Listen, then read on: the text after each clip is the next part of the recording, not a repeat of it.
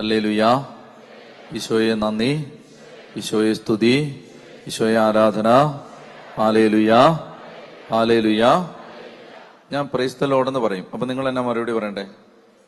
Hallelujah എന്ന് മറുപടി പറയണം. അങ്ങനെയാണത്.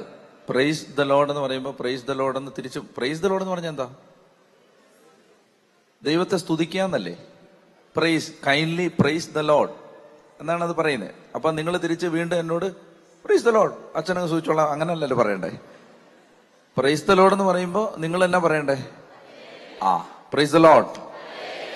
അതാണ് അതിന്റെ കറക്റ്റ് രീതി. മനസ്സിലായോ? പ്രൈസ് ദി ലോർഡ് എന്ന് പറയുമ്പോൾ തിരിച്ചിനി മേലെ പ്രൈസ് ദി ലോർഡ് പറഞ്ഞേക്കരുത്. പ്രൈസ് ദി ലോർഡ് എന്ന് പറഞ്ഞാൽ praise the lord, praise the lord. Very good. ഞാൻ ആരാധനയുടെ ശരീരഭാഷയെ കുറിച്ചാണ് പറഞ്ഞു. അപ്പോൾ കൈ ഉയർത്തി, കൈ ഉയർത്തിക്കേ, കൈ ഉയർത്തി. കൈ ഇങ്ങനെ ഉയർത്തണ്ടേ? മറന്നുപോയി. കൈ ഉയർത്തി, കൈ വിരിച്ച്, ശിരസ് നമിച്ച്, മുട്ടുകുത്തി. ഇപ്പൊ മുട്ടുകുത്തണ്ട, സാഷ്ടാംഗം പ്രണമിച്ച്, കൈ അടിച്ച്, പിന്നെന്താണ് ഒന്നുകൂടെ നൃത്തം ചെയ്ത്. ഇങ്ങനെയാണ് ദൈവത്തെ ആരാധിക്കുന്നത്. അപ്പൊ നമ്മൾ ശരീരം കൊണ്ട് ദൈവത്തെ ആരാധിക്കും അല്പസമയം കഴിഞ്ഞിട്ട്. ഇനി ശരീരം കൊണ്ട് ദൈവത്തെ ആരാധിക്കുമ്പോൾ അത് മാത്രമായില്ല. സമറിയാക്കാരിയോട് സംസാരിക്കുന്ന സമയത്ത് ഈശോമിശിഹാ പറഞ്ഞു, എടുക്കാം യോഹന്നാന്റെ സുവിശേഷത്തിൽ, യോഹന്നാൻ സുവിശേഷം 4-ാം അധ്യായത്തിൽ സമറിയാക്കാരിയോട് സംസാരിക്കുമ്പോൾ കർത്താവ് ഈശോമിശിഹാ പറയുകയാണ്, ഈ മലയിലോ ആ മലയിലോ ദൈവത്തെ ആരാധിക്കുന്ന കാലം കഴിഞ്ഞു. എന്നാൽ ഇനി ദൈവത്തെ ആരാധിക്കുന്നവർ ദൈവത്തെ ആരാധിക്കേണ്ടത് ആത്മാവിലും സത്യത്തിലുമാണ്. യോഹന്നാന്റെ സുവിശേഷം 4-ാം അധ്യായം, യോഹന്നാന്റെ സുവിശേഷം 4-ാം അധ്യായം 21 മുതലുള്ള വാക്യങ്ങൾ ഉച്ചത്തി വായിക്ക്. John chapter 4 verse 21. യേശു പറഞ്ഞു, സ്ത്രീയെ, എന്നിൽ വിശ്വസിക്കുക. ഈ മലയിലോ ജെറുസലേമിലോ നിങ്ങൾ പിതാവിനെ ആരാധിക്കാത്ത സമയം വരുന്നു. നിങ്ങൾ അറിയാത്തതിനെ ആരാധിക്കുന്നു, ഞങ്ങൾ അറിയുന്നതിനെ ആരാധിക്കുന്നു. എന്തെന്നാൽ രക്ഷ യഹൂദരിൽ നിന്നാണ്. എന്നാൽ യഥാർത്ഥ ആരാധകർ ആത്മാവിലും സത്യത്തിലും പിതാവിനെ ആരാധിക്കുന്ന സമയം വരുന്നു, അല്ല, അത് ഇപ്പോൾ തന്നെയാണ്. യഥാർത്ഥത്തിൽ അങ്ങനെയുള്ള ആരാധകരെ തന്നെയാണ് പിതാവ് അന്വേഷിക്കുന്നത്. ദൈവം ആത്മാവാണ്. അവിടുത്തെ ആരാധിക്കുന്നവർ ആത്മാവിലും സത്യത്തിലുമാണ്. ദൈവം ആത്മാവാണ്. അവിടുത്തെ ആരാധിക്കുന്നവർ ആത്മാവിലും സത്യത്തിലുമാണ് ദൈവത്തെ ആരാധിക്കേണ്ടത്. അപ്പൊ എന്താണ് ഇതിന്റെ അർത്ഥം? എന്താണ് ആത്മാവിലും സത്യത്തിലുമുള്ള ആരാധന? യഥാർത്ഥ ആരാധന, അതായത് ശരീരം കൊണ്ട് നമ്മൾ ദൈവത്തെ ആരാധിക്കുമ്പോൾ, മനസ്സുകൊണ്ട് ദൈവത്തെ ആരാധിക്കുമ്പോൾ, ചിന്ത കൊണ്ട് ദൈവത്തെ ആരാധിക്കുമ്പോഴൊക്കെ ഹൃദയം ആ ആരാധനയിൽ ഇല്ലാതിരിക്കാൻ സാധ്യതയുണ്ട്. അതായത് ഞാൻ ഇങ്ങനെ കൈ ഉയർത്തി പിടിച്ചിരിക്കുന്നു, അതൊരു ബോഡി ലാംഗ്വേജ് മാത്രമായിട്ട് മാറാം. ഹൃദയം ആ ആരാധനയിൽ വരണം. അതാണ് അതിന്റെ ഒന്നാമത്തെ അർത്ഥം. ഇത് മനസ്സിലാക്കാൻ നമ്മൾ ബൈബിളിൽ ആദ്യമായി ആരാധന എന്ന വാക്ക് ഉപയോഗിക്കുന്നത് ഉൽപ്പത്തി പുസ്തകം 22-ാമത്തെ അധ്യായത്തിലാണ്. First time in Bible the word worship is used in Genesis chapter 22. എടുക്കാമോ? ഉൽപ്പത്തി പുസ്തകം 22-ലാണ്. അതായത് യഥാർത്ഥ ആരാധന എന്താണെന്ന് മനസ്സിലാക്കാൻ അത് നമ്മളെ സഹായിക്കും. ഉൽപ്പത്തി പുസ്തകം 22-ൽ അബ്രഹാം ഇസഹാക്കിനെ ബലി കഴിക്കാനായി പോകുന്ന ആ ഭാഗത്ത് അബ്രാഹം പറയുന്ന ഒരു വാചകത്തിലാണ് ആദ്യമായി ബൈബിളിൽ ആരാധന എന്ന വാക്ക് പ്രത്യക്ഷപ്പെടുന്നത്. വായിക്കാമോ? 1 മുതൽ വായിക്കാം. പിന്നീടൊരിക്കൽ ദൈവം അബ്രാഹത്തെ പരീക്ഷിച്ചു. അബ്രാഹം അവിടുന്ന് വിളിച്ചു, ഇതാ ഞാൻ, അവൻ വിളി കേട്ടു. നീ സ്നേഹിക്കുന്ന നിന്റെ ഏക മകൻ ഇസഹാക്കിനെയും കൂട്ടിക്കൊണ്ട് മോറിയാദേശത്തേക്ക് പോവുക. അവിടെ ഞാൻ കാണിച്ചു തരുന്ന മലമുകളിൽ നീ അവനെ എനിക്ക് ഒരു ദഹന ബലിയായി അർപ്പിക്കണം. അബ്രാഹാം അതിരാവിലെ എഴുന്നേറ്റ് കഴുതയ്ക്ക് ജീനിയിട്ട് 2 വേലക്കാരെയും മകൻ ഇസഹാക്കിനെയും കൂട്ടി ബലിക്കു വേണ്ട വിറകും കീറിയെടുത്ത് ദൈവം പറഞ്ഞ സ്ഥലത്തേക്ക് പുറപ്പെട്ടു. 3-ാം ദിവസം അവൻ തല ഉയർത്തി നോക്കിയപ്പോൾ അകലെ ആ സ്ഥലം കണ്ടു. അവൻ വേലക്കാരോട് പറഞ്ഞു, കഴുതയുമായി നിങ്ങൾ ഇവിടെ നിൽക്കുക, ഞാനും മകനും അവിടെ പോയി ആരാധിച്ച് തിരിച്ചു വരാം. ഇതാണ് ബൈബിളിൽ ആദ്യമായി ആരാധന എന്ന വാക്ക് പ്രത്യക്ഷപ്പെടുന്ന ഭാഗം. നിങ്ങൾ ഇവിടെ നിൽക്കുക. ആരോടാണ് ഈ പറഞ്ഞത്? വേലക്കാരോടാണ് പറഞ്ഞത്. നിങ്ങൾ ഇവിടെ നിൽക്കുക, ഞാനും എൻ്റെ മകനും ആ മലയിൽ പോയി ദൈവത്തെ ആരാധിച്ചിട്ട് തിരിച്ചു വരാം. ശ്രദ്ധിക്കുക, ഈ മലയുടെ പ്രത്യേകത. ഈ മല ഏത് മലയാണിത്? മോറിയ മല. അതേ മോറിയ മലയിൽ മറ്റൊരു ഭാഗത്താണ് കാൽവരി കുരിശ് ഉയർന്നത്. അത് നിങ്ങൾക്കറിയാലോ. ഇത് രണ്ടും ഒരേ മലയാണ്. നൂറ്റാണ്ടുകൾക്ക് ശേഷം കാൽവരിയിൽ കുരിശ് ഉയർന്നത് ഏതാണ്ട് ഇതേ മലയിലാണ്. ഈ മലയുടെ മറ്റൊരു ഭാഗത്താണ്. ഈ മല തന്നെയാണ്. അപ്പോൾ ശ്രദ്ധിച്ചു കേൾക്കുക.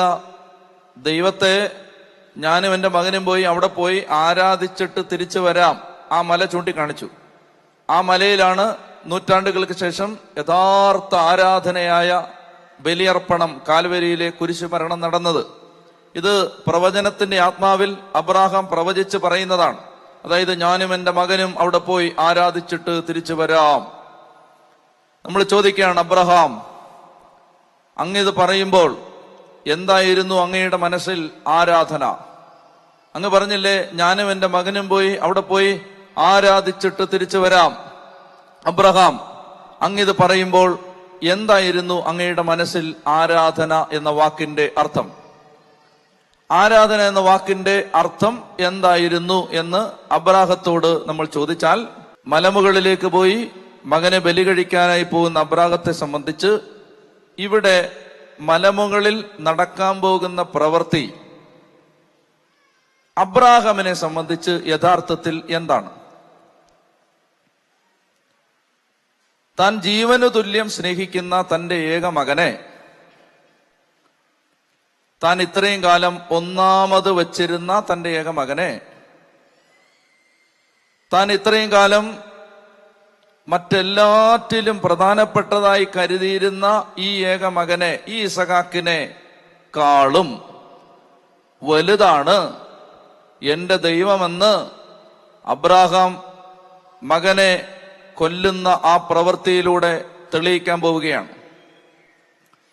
അതായത് ഇത്രയും കാലം അബ്രാഹത്തെ സംബന്ധിച്ചിടത്തോളം ജീവിതത്തിൽ ഒന്നാം സ്ഥാനം ഇസഹാക്കിനാണ്. ഇസഹാക്കാണ് number 1. Priority number 1 is Isaac. Now Abraham is going to prove that Isaac is not number 1, but God Almighty is number 1. How do you prove it? By sacrificing my hitherto number 1. Until and up to this time, my number 1 was Isaac. And now I am going to prove that my number 1 Isaac is not number 1 and God Almighty is my number 1. How do you prove it? By killing Isaac. I am going to prove it. എന്റെ ജീവിതത്തിന്റെ ഒന്നാം സ്ഥാനം മുൻഗണനാ പട്ടികയിൽ ഒന്നാം സ്ഥാനം ഇത്രയും നാൾ ഇസഹാക്കിനായിരുന്നു. എന്നാൽ ഞാൻ ഇസഹാക്കിനെ കൊല്ലാൻ തയ്യാറായിക്കൊണ്ട് തെളിയിക്കാൻ പോവുകയാണ്, ഇസഹാക്കല്ല ഒന്നാമത്തേത്, മറിച്ച് എന്റെ ദൈവമാണ് ഒന്നാമത്തേത്. So worship in Abraham's mind is putting God in the first place. Worship in Abraham's mind. Abraham defines worship as putting God in number 1, the first place. Do you understand this? ഇതാണ് ആരാധന. ആരാധന എന്ന് പറഞ്ഞാൽ ചുമ്മാ blah അല്ല. ആരാധന എന്ന് പറഞ്ഞാൽ a time comes when I am ready to put the Lord Almighty in the number 1 place, in the first place of my life. ഇത് പറയുമ്പോൾ നമ്മൾ വിചാരിക്കും നമ്മളെല്ലാം അങ്ങനെയാന്ന് വിചാരിക്കും. അങ്ങനല്ല, നീ എപ്പോൾ തെളിയിച്ചു തരാം. ദൈവമാണോ ശരിക്കും ഒന്നാമത്തേത്? ദൈവത്തിനാണോ ശരിക്കും ഒന്നാം സ്ഥാനം? ദൈവത്തിനാണ് ഒന്നാം സ്ഥാനമെങ്കിൽ അതിന് താഴെ എല്ലാറ്റിനെയും നിർത്താൻ നമുക്ക് ഒരു മടിയുണ്ടാവില്ല. ദൈവമാണോ ഒന്നാമത്തേത്? എനിക്ക് പരിചയമുള്ള എൻ്റെ ഒരു ചങ്ങാതിയുടെ മകൻ കർത്താവ് അവനോട് ചിലപ്പോഴൊക്കെ സംസാരിക്കാറുണ്ട്. നേരിട്ട് നമ്മൾ ആളുകൾ സംസാരിക്കുന്ന പോലെ നേരിട്ട് അങ്ങോട്ടും ഇങ്ങോട്ടും സംസാരിക്കാറുണ്ട്. അപ്പൊ ഈശോ അവനോട് ഒത്തിരി കാര്യങ്ങൾ ഇടയ്ക്കിടയ്ക്ക് പറയും. അപ്പൊ ഇത് ആദ്യകാലങ്ങളിൽ എൻ്റെ ചങ്ങാതി എന്നോട് ഇത് പറയുമ്പോ ഈ ഈശോ തന്നെയാണോ ഇവനോട് സംസാരിക്കുന്നതെന്ന് എനിക്ക് സംശയം ഉണ്ടായിരുന്നു. അങ്ങനെ ഒരിക്കലും ഞാനിവനെ ആദ്യമായിട്ട് മകനെ നേരിട്ട് ആദ്യമായിട്ട് കണ്ട് സംസാരിക്കുന്ന സമയത്ത് അവൻ എന്നോട് ചില കാര്യങ്ങൾ പറഞ്ഞപ്പോ എനിക്ക് വ്യക്തമായി ഈശോ തന്നെയാണ് ഇത് സംസാരിക്കുന്നത്. എനിക്ക് നല്ല വ്യക്തത കിട്ടി. ആ സംസാരത്തിനിടയിൽ അവൻ പറഞ്ഞ ഒരു സംഭവം ഞാൻ പറയാം. അവൻ എൻ്റെ അടുത്ത് പറയാണ്, അച്ഛാ, അവൻ്റെ ഒരു വിദേശ രാജ്യത്ത് ജീവിക്കുന്നു. അവിടുത്തെ ദേവാലയത്തിൽ 100 കണക്കിന് ആളുകൾ ബലിയർപ്പിക്കാനും പ്രാർത്ഥിക്കാനും ദൈവത്തെ ആരാധിക്കാനും വരുന്ന ദേവാലയമാണത്. ആ ദേവാലയത്തിൽ ഈശോ ഒരിക്കൽ അവനോട് പറഞ്ഞു, മോനെ, നീ വികാരിയച്ഛനടുത്ത് എന്നിട്ട് വികാരിയച്ഛനോട് പറയണം, പരിശുദ്ധാത്മാവിന്റെ പ്രവൃത്തി ഈ ആലയത്തിൽ കുറഞ്ഞു പോകുന്നതിന് തടസ്സം നിൽക്കുന്ന ഒരു വസ്തു ദേവാലയത്തിൽ ഇരിപ്പുണ്ട്, അത് എടുത്ത് കളയണം. ഇവൻ വികാരിയച്ഛനടുത്ത് എന്നിട്ട് പറഞ്ഞു, അച്ഛാ, പരിശുദ്ധാത്മാവ് ഈ പള്ളി പ്രവർത്തിക്കാത്തതിന്റെ കാരണമായിട്ട് ഒരു വസ്തു ഈ പള്ളിയിൽ ഇരിപ്പുണ്ട്, അത് എടുത്തു മാറ്റണം. ഈശോ പറയുന്നു. ഈശോ എന്താ പറഞ്ഞെന്നറിയാമോ? ഈശോ പറഞ്ഞത്, ആ പള്ളിയിൽ വലിയ ഒരു ക്ലോക്ക് വെച്ചിട്ടുണ്ട്, വലിയൊരു ക്ലോക്ക്. കേൾക്കുമ്പോൾ ഇത് വളരെ നൈവായിട്ട് തോന്നാം. ഇത് ഒട്ടും നൈവല്ല, ഇത് ഒട്ടും ബാലിശമല്ല. This is something very very serious. വലിയൊരു ക്ലോക്ക്, വലിയ ക്ലോക്ക് അതിങ്ങനെ വെച്ചിരിക്കുകയാണ് ദൈവത്തിയേല്. ഈശോ പറയാണ്, ജീവിതത്തിലെ 1-ാം സ്ഥാനം ദൈവത്തിനാണെന്ന് പറയുന്ന ഒരു ജനം, ജീവിതത്തിൽ ഏറ്റവും പ്രധാനപ്പെട്ട കാര്യം ദൈവത്തെ ആരാധിക്കുകയാണ് എന്ന് പറയുന്ന ഒരു ജനം ഈ ആലയത്തിൽ വന്നിട്ട് പരിശുദ്ധ കുർബാനയുടെ സമയം 5 മിനിറ്റ് ഒന്ന് താമസിച്ചാൽ, നീണ്ടാൽ, അക്ഷമരായിട്ട് ആ ക്ലോക്കിൽ ഇങ്ങനെ നോക്കും, അല്ലെ വാച്ച് നോക്കും. ഹോ, 5 മിനിറ്റ് കഴിഞ്ഞല്ലോ, 10 മിനിറ്റ് ലേറ്റ് ആയല്ലോ. ശ്രദ്ധിക്കണേ, കർത്താവ് പറയാണ്, എന്നെ നടുക്കി കളഞ്ഞു ഇത്. കർത്താവ് പറയാണ്, 5 മിനിറ്റ് താമസിച്ചു എന്ന് പറഞ്ഞ് ഒരാൾ കൂടെ ദൈവാരാധനയുടെ സമയത്ത് വാച്ച് നോക്കിക്കൊണ്ടിരുന്നാൽ, ഇത് തീരുന്നില്ലല്ലോ എന്ന് പറഞ്ഞ് വാച്ച് നോക്കിക്കൊണ്ടിരുന്നാൽ അതിന് ഒറ്റ അർത്ഥമേ ഉള്ളൂ, ഈ വ്യക്തിക്ക് ഇതിനേക്കാൾ പ്രധാനപ്പെട്ട എന്തോ ഒന്ന് വെളിയിലുണ്ട്. അപ്പൊ ഇത് സെക്കൻഡറിയാണ്, ഇത് സെക്കൻഡാണ്. അതാണ് ഒന്ന്. ഇങ്ങനെ കൂടെ വാച്ച് നോക്കിക്കൊണ്ടിരുന്നാൽ ഇതിനേക്കാൾ പ്രധാനപ്പെട്ട എന്തോ ഒന്ന് വെളിയിലുണ്ട്. And then this becomes secondary, this becomes priority number 2, and that becomes priority number 1. അങ്ങനെ അനേകം ആളുകളുടെ ഹൃദയത്തിൽ ഞാൻ 2-ാം സ്ഥാനത്തേക്ക് തരം താഴാൻ ഈ ക്ലോക്ക് ഇടയാക്കുന്നുണ്ട്, അതെടുത്ത് മാറ്റാൻ പറഞ്ഞു. ഞങ്ങളൊരു സ്ഥലത്ത് ധ്യാനിപ്പിക്കാനായിട്ട് പോകുമ്പോൾ, ഞങ്ങൾ രാവിലെ താമസിക്കുന്ന സ്ഥലത്ത് ഞാൻ മുറി പൂട്ടി ഇങ്ങനെ പുറത്തേക്ക് ഇറങ്ങാൻ തുടങ്ങുന്ന സമയത്ത് ദൈവാത്മാവ് ഇങ്ങനെ ഒരു കാര്യം പെട്ടെന്ന് ഉള്ളിൽ ഇങ്ങനെ തന്നു. ഞാൻ രാജാവാണ്, എനിക്ക് ആരുടെ എച്ചില് വേണ്ട. ഞാൻ രാജാവാണ്, എനിക്ക് ആരുടെ എച്ചില് വേണ്ട. തലവര മാറാനുള്ള ഉപദേശമാണ് കേട്ടോ, ഇത് ശ്രദ്ധിച്ചോണേ. അതായത് ജീവിതം മാറും, ജീവരക്തം കൊണ്ട് എഴുതിത്തരാം. ജീവിതം മാറും, ഒരു സംശയമില്ല, അതിന് ഒരു സംശയമില്ല. ജീവിതം അപ്പാടെ മാറും. ഇത് ഈ കാര്യത്തിലൊരു ക്ലാരിറ്റി കിട്ടണം. അത് കിട്ടിയാൽ രക്ഷപ്പെട്ടു. കർത്താവ് പറയാണ്, ഞാൻ രാജാവാണ്, എനിക്ക് ആരുടെ എച്ചില് വേണ്ട. എനിക്ക് ആദ്യം ഒന്നും മനസ്സിലായില്ല. ഞാൻ കുറെ സമയം കൂടെ മുറിയിലിരുന്നു, പുറത്തു പോയില്ല, അവിടെ തന്നെ ഇരുന്നപ്പോ ആത്മാവ് ഉള്ളിൽ ഇങ്ങനെ സംസാരിച്ച് പറഞ്ഞു തന്നു, കർത്താവ് എന്താ ഉദ്ദേശിക്കുന്നത്. അതായത്, പ്രിയപ്പെട്ട എൻ്റെ മക്കളെ, രാജാവിനെ, രാജഭരണമാണെന്ന് കരുതുക. രാജാവിനെ വിളിച്ചു വരുത്തി, നിങ്ങളുടെ വീട്ടിൽ കല്യാണം നടക്കുകയാണ്, രാജാവിനെ വിളിച്ചു വരുത്തി രാജാവ് ഇങ്ങനെ രാജകീയ പരിവാരങ്ങളുമായി 1-ാം രഥത്തിൽ വന്നിറങ്ങുമ്പോൾ നമ്മൾ രാജാവിന് മുറ്റത്ത് ഒരു സ്റ്റൂൾ ഇട്ട് കൊടുത്തിട്ട് അവിടെ ഇരുന്നോ എന്ന് പറഞ്ഞിട്ട് ഒരു പഴയ ഡിസ്പോസിബിൾ ഗ്ലാസ്സിൽ ഒരു ചായയും കൊണ്ട് കൊടുത്താൽ അതിന്റെ പേര് രാജനിന്ദ എന്നാണ്. രാജനിന്ദ. രാജനിന്ദ. ദൈവം പറയുകയാണ്, ഞാൻ ദൈവമാണെങ്കിൽ രാജാവിനോട് കാണിക്കുന്ന ബഹുമാനം പോലും എന്നോട് കാണിക്കാത്തത് എന്താണ്? പ്രിയപ്പെട്ട മക്കളെ, ദൈവം രാജാവാണ്, ദൈവത്തിന് ആരുടെ എച്ചില് വേണ്ട എന്ന് പറഞ്ഞാൽ കർത്താവിനായിരിക്കണം ഹൃദയത്തിൽ ഒന്നാം സ്ഥാനം. ആ ആറ്റിറ്റ്യൂഡിന്റെ പേരാണ് വർഷിപ്പ്. ആ ആറ്റിറ്റ്യൂഡിൽ നിന്നാണ് ആരാധനയുടെ വാക്കുകൾ പുറത്തു വരേണ്ടത്. ദൈവത്തിനായിരിക്കണം ഒന്നാം സ്ഥാനം. ദൈവമാണ് ഒന്നാമത്തേത്, ബാക്കി എല്ലാം അതിന് താഴെയുള്ളൂ. ദൈവമാണ് ഒന്നാമത്തേത്. ഞാൻ പറഞ്ഞില്ലേ, ഒരു മനുഷ്യൻ എൻ്റെ അടുത്ത് വന്ന് പറഞ്ഞു, അച്ഛാ, അവിഹിതമായി സമ്പാദിച്ച കോടിക്കണക്കിന് രൂപ എൻ്റെ കയ്യിലുണ്ട്, ഞാനത് വിതരണം ചെയ്ത് ഞാൻ ആ പണം മുഴുവൻ, അദ്ദേഹം വീട് പണിയാനായിട്ട് വെച്ചിരുന്ന പണമാണത്, വീട് പണി നിർത്തിവെച്ചു.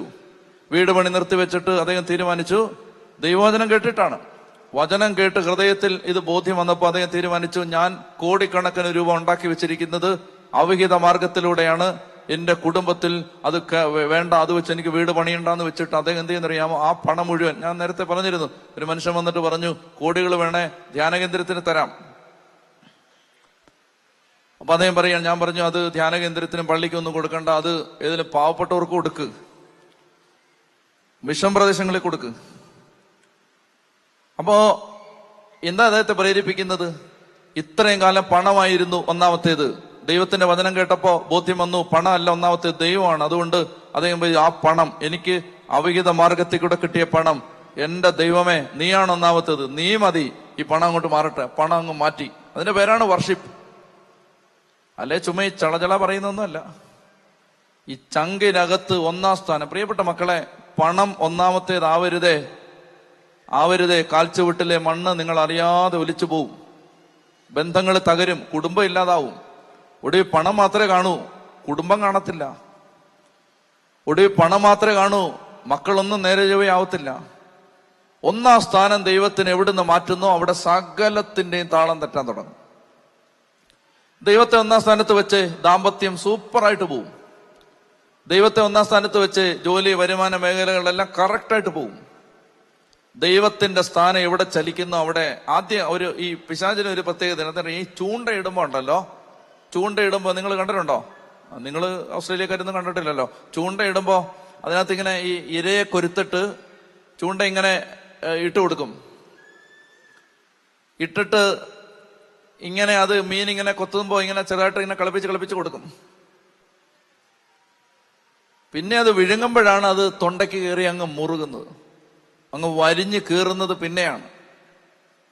ആദ്യം കുറെ കാലത്തേക്ക് സാത്താൻ ഇങ്ങനെ ഇട്ട് കളിപ്പിക്കും, ഒരു കുഴപ്പമില്ലെന്ന് തോന്നും, നല്ല ആരോഗ്യം, നല്ല പണം, നല്ല വരുമാനം, ഒരു കുഴപ്പമില്ല, എല്ലായിടത്തും സ്വീകരണം. പിന്നെ ഒരു പിടിയുണ്ട്, പിടി. ഉച്ചത്തി പറഞ്ഞേ ഹല്ലേലൂയാ. ദൈവത്തിന് ഒന്നാം സ്ഥാനം കൊടുക്കാൻ തയ്യാറാണോ എങ്കിൽ സകല കെട്ടും അഴിയും, ഉറപ്പാണത്. ദൈവത്തിന് ഒന്നാം സ്ഥാനം കൊടുക്കാൻ തയ്യാറാണോ? അതിന്റെ പേരാണ് ആരാധന. ഒന്ന് എഴുന്നേറ്റ്. അതിന്റെ പേരാണ് വർഷിപ്പ്. ആത്മാവിലും സത്യത്തിലുമുള്ള ആരാധന എന്ന് പറഞ്ഞാൽ കർത്താവിന് ഒന്നാം സ്ഥാനം. കർത്താവിന് ഒന്നാം സ്ഥാനം കൊടുത്താൽ, ദൈവത്തെ ഒന്നാമത് പ്രതിഷ്ഠിച്ചാൽ, എനിക്ക് നിങ്ങളോട് പറയാനുള്ളത്, വിശുദ്ധ കുർബാനയ്ക്ക് സമയം ഉണ്ടാവണം, ദേവാലയത്തിൽ നേരത്തെ വരണം, കുമ്പസാരിക്കാൻ നിങ്ങളുടെ ജീവിതത്തിൽ സമയം ഉണ്ടാവണം, മാസത്തിലൊരിക്കൽ കുമ്പസാരിക്കണം. നിങ്ങളുടെ വീട്ടിൽ നിങ്ങൾ എത്ര ഷിഫ്റ്റുകളിൽ പണിയെടുത്താലും കുടുംബ പ്രാർത്ഥന ഉണ്ടാവണം. ശ്രദ്ധിച്ചോണേ, 24 മണിക്കൂറും ജോലി ചെയ്യരുത്, അതിൽ കുറച്ച് മതിയെന്ന് തീരുമാനിക്കണം. ഇനി ചില കാര്യങ്ങളിൽ ദൈവത്തിന് കൈവിട്ട കളിക്ക് നിങ്ങൾ തയ്യാറാവണം. കൈവിട്ട കളിക്ക് ദൈവം ഉണ്ടല്ലോ, ദൈവം ഭയങ്കര വിശ്വസ്തനാണ്.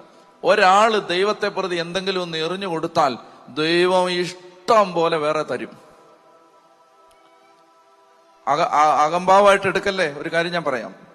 ഞാൻ കോളേജിൽ പഠിപ്പിച്ചുകൊണ്ടിരുന്ന സമയത്ത്, കോളേജിൽ നിന്ന് പുറത്തിറങ്ങുന്ന സമയത്ത് എനിക്ക് ആകെ കൂടെ എന്തെങ്കിലും ബുദ്ധിമുട്ടുണ്ടായിരുന്നെങ്കിൽ അത് ഇത്രയേ ഉള്ളൂ, എനിക്ക് കുറെ സ്റ്റുഡൻസിനെ നഷ്ടപ്പെടുമല്ലോ എന്നുള്ളതായിരുന്നു.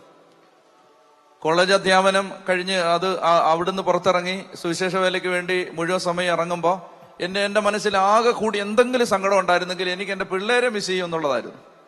ഒത്തിരി നല്ല സ്റ്റുഡൻസ് ഉണ്ടായിരുന്നു എനിക്ക്. അപ്പൊ അതായിരുന്നു എന്റെ ആകെയുള്ള സങ്കടം. ആകെയുള്ളൊരു സങ്കടം എന്താണ്? എന്റെ കുറെ വിദ്യാർത്ഥികളെ എനിക്ക് പോകും. അത് ഞാൻ കളഞ്ഞു. 3 കൊല്ലമായി കളഞ്ഞിട്ട്. ഇന്നെനിക്ക് ലോകത്തിന്റെ നാനാഭാഗത്ത് ആയിരക്കണക്കിന് വിദ്യാർത്ഥികളുണ്ട്. ഇതാണ് ദൈവത്തിന്റെ വിശ്വസ്തത. 50 പിള്ളേരെ ഞാൻ കളഞ്ഞുള്ളൂ, എനിക്ക് 50,000 പിള്ളേരെ ദൈവം തന്നു. ഇതാണ് ദൈവത്തിന്റെ വിശ്വസ്തത എന്ന് പറഞ്ഞാൽ, ഒരു കാര്യം കർത്താവിന് വേണ്ടി നമ്മൾ കളയാൻ തയ്യാറായാൽ, വലിച്ചെറിയാൻ തയ്യാറായാൽ, ദൈവം അതിന്റെ 10 ഇരട്ടി നമുക്ക് തരും. ചൊല്ലി പറഞ്ഞേ ഹല്ലേലൂയാ. അപ്പോ ഇപ്പൊ ഈ ഈശോയുടെ മുമ്പിൽ നിൽക്കുമ്പോ പ്രിയപ്പെട്ട മക്കളെ, പണം കയറി വിഗ്രഹമായിട്ടുണ്ടെങ്കിൽ തീരുമാനം എടുക്കണം. ജഡം കയറി വിഗ്രഹമായിട്ടുണ്ടെങ്കിൽ തീരുമാനം എടുക്കണം. ബന്ധങ്ങൾ കയറി വിഗ്രഹമായിട്ടുണ്ടെങ്കിൽ തീരുമാനം എടുക്കണം. ജോലി കയറി അങ്ങ് വിഗ്രഹമായിട്ടുണ്ടെങ്കിൽ തീരുമാനം എടുക്കണം. നിനക്ക് ആവശ്യമുള്ളതെല്ലാം കർത്താവ് തന്നിരിക്കും. ദൈവത്തിന് വേണ്ടി, ഒരു കാര്യം ഞാൻ പറയാം, ദൈവത്തിന് വേണ്ടി, ദൈവത്തെ 1-ാം സ്ഥാനത്ത് നിർത്താൻ വേണ്ടി നീ എന്തെങ്കിലും കളഞ്ഞിട്ട് നിനക്ക് ദാരിദ്ര്യമാണെങ്കിൽ നിനക്ക് ഞാൻ ചെലവിന് തന്നോളാം. ഇത് കൂടുതൽ ആര് പറയും? ദൈവത്തിന് വേണ്ടി എന്തെങ്കിലും കളഞ്ഞിട്ട് നിനക്ക് പട്ടിണിയാണെങ്കിൽ, നിന്റെ മക്കളെ പഠിപ്പിക്കാൻ നിവൃത്തിയില്ലെങ്കിൽ, മൗണ്ട് കാർമൽ ധ്യാന കേന്ദ്രം നിന്റെ മക്കളെ പഠിപ്പിച്ചിരിക്കും. ഒരു സംശയമില്ല, ഒരു സംശയമില്ല. അങ്ങനെ പറയാൻ എനിക്ക് എന്താ ബലമെന്ന് ഞാൻ പറയട്ടെ. ദൈവത്തിന് വേണ്ടി ഒരാൾ എന്തെങ്കിലും കളഞ്ഞാൽ അവനെ നോക്കേണ്ട ബാധ്യത ദൈവത്തിന്റെയാണ്. ദൈവം നോക്കിക്കൊള്ളും, ഞാൻ നോക്കേണ്ട വരില്ല, എനിക്ക് ഉറപ്പാത്. ചൊല്ലി പറഞ്ഞേ ഹല്ലേലൂയാ, ഹല്ലേലൂയാ. പ്രിയപ്പെട്ട മക്കളെ, ഈ ബോധ്യത്തോടെ ആരാധിക്കാമോ? ഇപ്പൊ കെട്ടഴിയും, ഇപ്പൊ തടസ്സം മാറും. നീ നോക്കിക്കോ, നാളെ നിനക്ക് നല്ല വാർത്ത കേൾക്കാൻ പറ്റും. കർത്താവെ, ജീവിതത്തിൽ അങ്ങേക്കായിരിക്കും 1-ാം സ്ഥാനം. കൂട്ടുകാർക്കല്ല, മദ്യത്തിനല്ല, സമ്പത്തിനല്ല, സൗന്ദര്യത്തിനല്ല, അറിവിനല്ല, ഞാനെന്ന ഭാവത്തിനല്ല. ദൈവത്തെക്കാളും വലുത് ചിലര് താനാണ്, അതിനല്ല. കർത്താവായിരിക്കും 1-ാമത്തേത്. ദൈവത്തിന് വേണ്ടി എന്തും സഹിക്കും, എന്തും വിട്ടുകൊടുക്കും, എന്തും ചെയ്യാൻ ഞാൻ തയ്യാറാണ്. നീ ആയിരിക്കും നമ്പർ 1. എന്റെ ഇസഹാക്കിനെ ഞാൻ കൊല്ലാൻ തയ്യാറാണ്. കരങ്ങൾ ഉയർത്തിക്കേ. അങ്ങനെ ഒരു 10 പേര് ഇപ്പൊ ദൈവത്തെ ആരാധിച്ചാൽ, പ്രിയമക്കളെ, ആ കുടുംബങ്ങളുടെ ചരിത്രം വ്യത്യസ്തമായി മാറും. നന്നായിട്ട് കൈ നീട്ടിപ്പിടിച്ചേ ഈശോയുടെ സന്നിധിയിലേക്ക്, നന്നായിട്ട് കരങ്ങൾ നീട്ടിപ്പിടിച്ചേ. ഇനി ഒന്ന് സ്തുതിച്ചേ. ഹല്ലേലൂയാ, ഹല്ലേലൂയാ, ഹല്ലേലൂയാ. ശക്തിയോടെ സ്തുതിക്കട്ടെ. പരിശുദ്ധാത്മാവിന്റെ അഭിഷേക ശക്തി കൂട്ടായ്മ മുഴുവൻ വന്ന് നിറയണമേ എന്ന് ഇപ്പോൾ പ്രാർത്ഥിക്കുന്നു ഈശോയെ. അവിടുത്തെ പരിശുദ്ധ കുർബാനയിൽ നിന്ന് ഇപ്പോൾ ശക്തി അയക്കണേ എന്ന് പ്രാർത്ഥിക്കുന്നു ഈശോയെ. ഈ നിമിഷം അവിടുത്തെ ശക്തി ഈ മക്കളുടെ മേൽ വന്ന് നിറയണമേ എന്ന് പ്രാർത്ഥിക്കുന്നു ഈശോയെ. ആരാധിക്കാൻ കൃപ നിറയട്ടെ എന്ന് പ്രാർത്ഥിക്കുന്നു. എല്ലാം വിട്ടുകൊടുക്കാൻ കൃപ നിറയട്ടെ എന്ന് പ്രാർത്ഥിക്കുന്നു. ജോലി, പണം, ദൈവം, വരുമാന മാർഗങ്ങൾ, ദൈവമേ, ഇതെല്ലാം ദൈവമായി മാറുന്ന, വരുമാനം ദൈവമായി മാറുന്ന, ജോലി ദൈവമായി മാറുന്ന എല്ലാ സാഹചര്യങ്ങളും മാറിപ്പോട്ടെ എന്ന് പ്രാർത്ഥിക്കുന്നു. ദൈവമേ, അവിടുത്തെ പരിശുദ്ധാത്മാവ് നിറയട്ടെ എന്ന് പ്രാർത്ഥിക്കുന്നു. കരങ്ങളടിച്ച്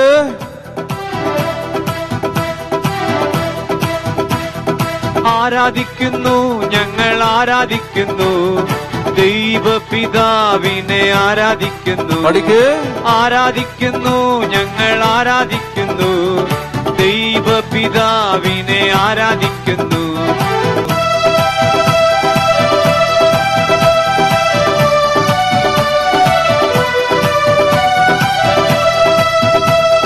സൃഷ്ടികളെല്ലാം സൃഷ്ടാവിനെ ആരാധിച്ചിടുവിൻ. ഭൂവാസികളെ ദൈവപുത്രനെ ആരാധിച്ചിടുവിൻ. അവനല്ലോ ഏകരക്ഷകൻ, അവനല്ലോ ഏകനായകൻ, അവനല്ലോ ജീവദായകൻ, അവനല്ലോ തിരുവോസ്തിരു. കരങ്ങൾ ഉയർത്തിയടിച്ച് ആരാധന അങ്ങേക്ക് ആരാധന, ആരാധന അങ്ങേക്ക് ആരാധന, ആരാധന അങ്ങേക്ക് ആരാധന, ആരാധന അങ്ങേക്ക് ആരാധന. ഹല്ലേലൂയ, ആമേൻ, ഹല്ലേലൂയ, ഹല്ലേലൂയ, ആമേൻ, ഹല്ലേലൂയ. പരിശുദ്ധ പരമദിവ്യകാരുണ്യത്തിന് നേരവും ആരാധനയും സ്തുതിയും പുകഴ്ചയും ഉണ്ടായിരിക്കട്ടെ. ശാന്തമായിരിക്കാം. കർത്താവിനെ ആരാധിക്കുമ്പോൾ, ദൈവാരാധനയുടെ സമയത്ത് നമുക്ക് ഏറ്റവും കൂടുതൽ ആരാധനയെക്കുറിച്ച് മാതൃക കിട്ടുന്നത് പഴയ നിയമത്തിലെ ആരാധനയിൽ നിന്നാണ്. ദൈവത്തെ എങ്ങനെയാണ് ആരാധിക്കേണ്ടതെന്ന് പഴയ നിയമ ജനതയെ ആരാണ് പഠിപ്പിച്ചത്? നിങ്ങൾക്ക് എന്ത് തോന്നുന്നു? ദൈവത്തെ ആരാധിക്കേണ്ടത് എങ്ങനെയാണെന്ന് പഴയ നിയമ ജനതയെ ആരാണ് പഠിപ്പിച്ചത്? ആരാ പഠിപ്പിച്ചേ? വലിയൊരു മിസ് കോൺസെപ്റ്റ്, വലിയൊരു മിസ്അണ്ടർസ്റ്റാൻഡിങ് തിരുത്തണം. അത് തിരുത്തണം. ഒരു 2-3 മിനിറ്റ് നന്നായിട്ട് ശ്രദ്ധിക്കണം. അതായത് പ്രാർത്ഥനയും ആരാധനയും തമ്മിൽ വ്യത്യാസമുണ്ട്. Prayer is one thing and worship is yet another thing. പ്രാർത്ഥന ഒന്ന്, ആരാധന വേറൊന്ന്. എന്താണ് പ്രാർത്ഥന? പ്രാർത്ഥനയിൽ പ്രാർത്ഥിക്കുന്നവന്റെ ഇഷ്ടമാണ് പ്രധാനം. അതായത് ഞാൻ പ്രാർത്ഥിക്കുകയാണ്, ഞാൻ പ്രാർത്ഥിക്കുമ്പോൾ എനിക്കിഷ്ടമുള്ള പോലെ എനിക്ക് പ്രാർത്ഥിക്കാം. ആരാധനയിൽ ആരാധിക്കുന്നവന്റെ ഇഷ്ടമല്ല പ്രധാനം, ആരെയാണോ ആരാധിക്കുന്നത് അവന്റെ ഇഷ്ടമാണ് പ്രധാനം. ഉദാഹരണത്തിന് ബൈബിളിലെ ആദ്യത്തെ ബലി അർപ്പിച്ചത് ആരാണ്? കായേനും ആബേലും. കായേന്റെ ബലി ദൈവം സ്വീകരിച്ചില്ല, ആബേലിന്റെ ബലി ദൈവം സ്വീകരിച്ചു. ആണല്ലോ. എന്താ കാര്യം? കാര്യങ്ങളെക്കുറിച്ച് ബൈബിൾ വ്യക്തത നൽകുന്നില്ല.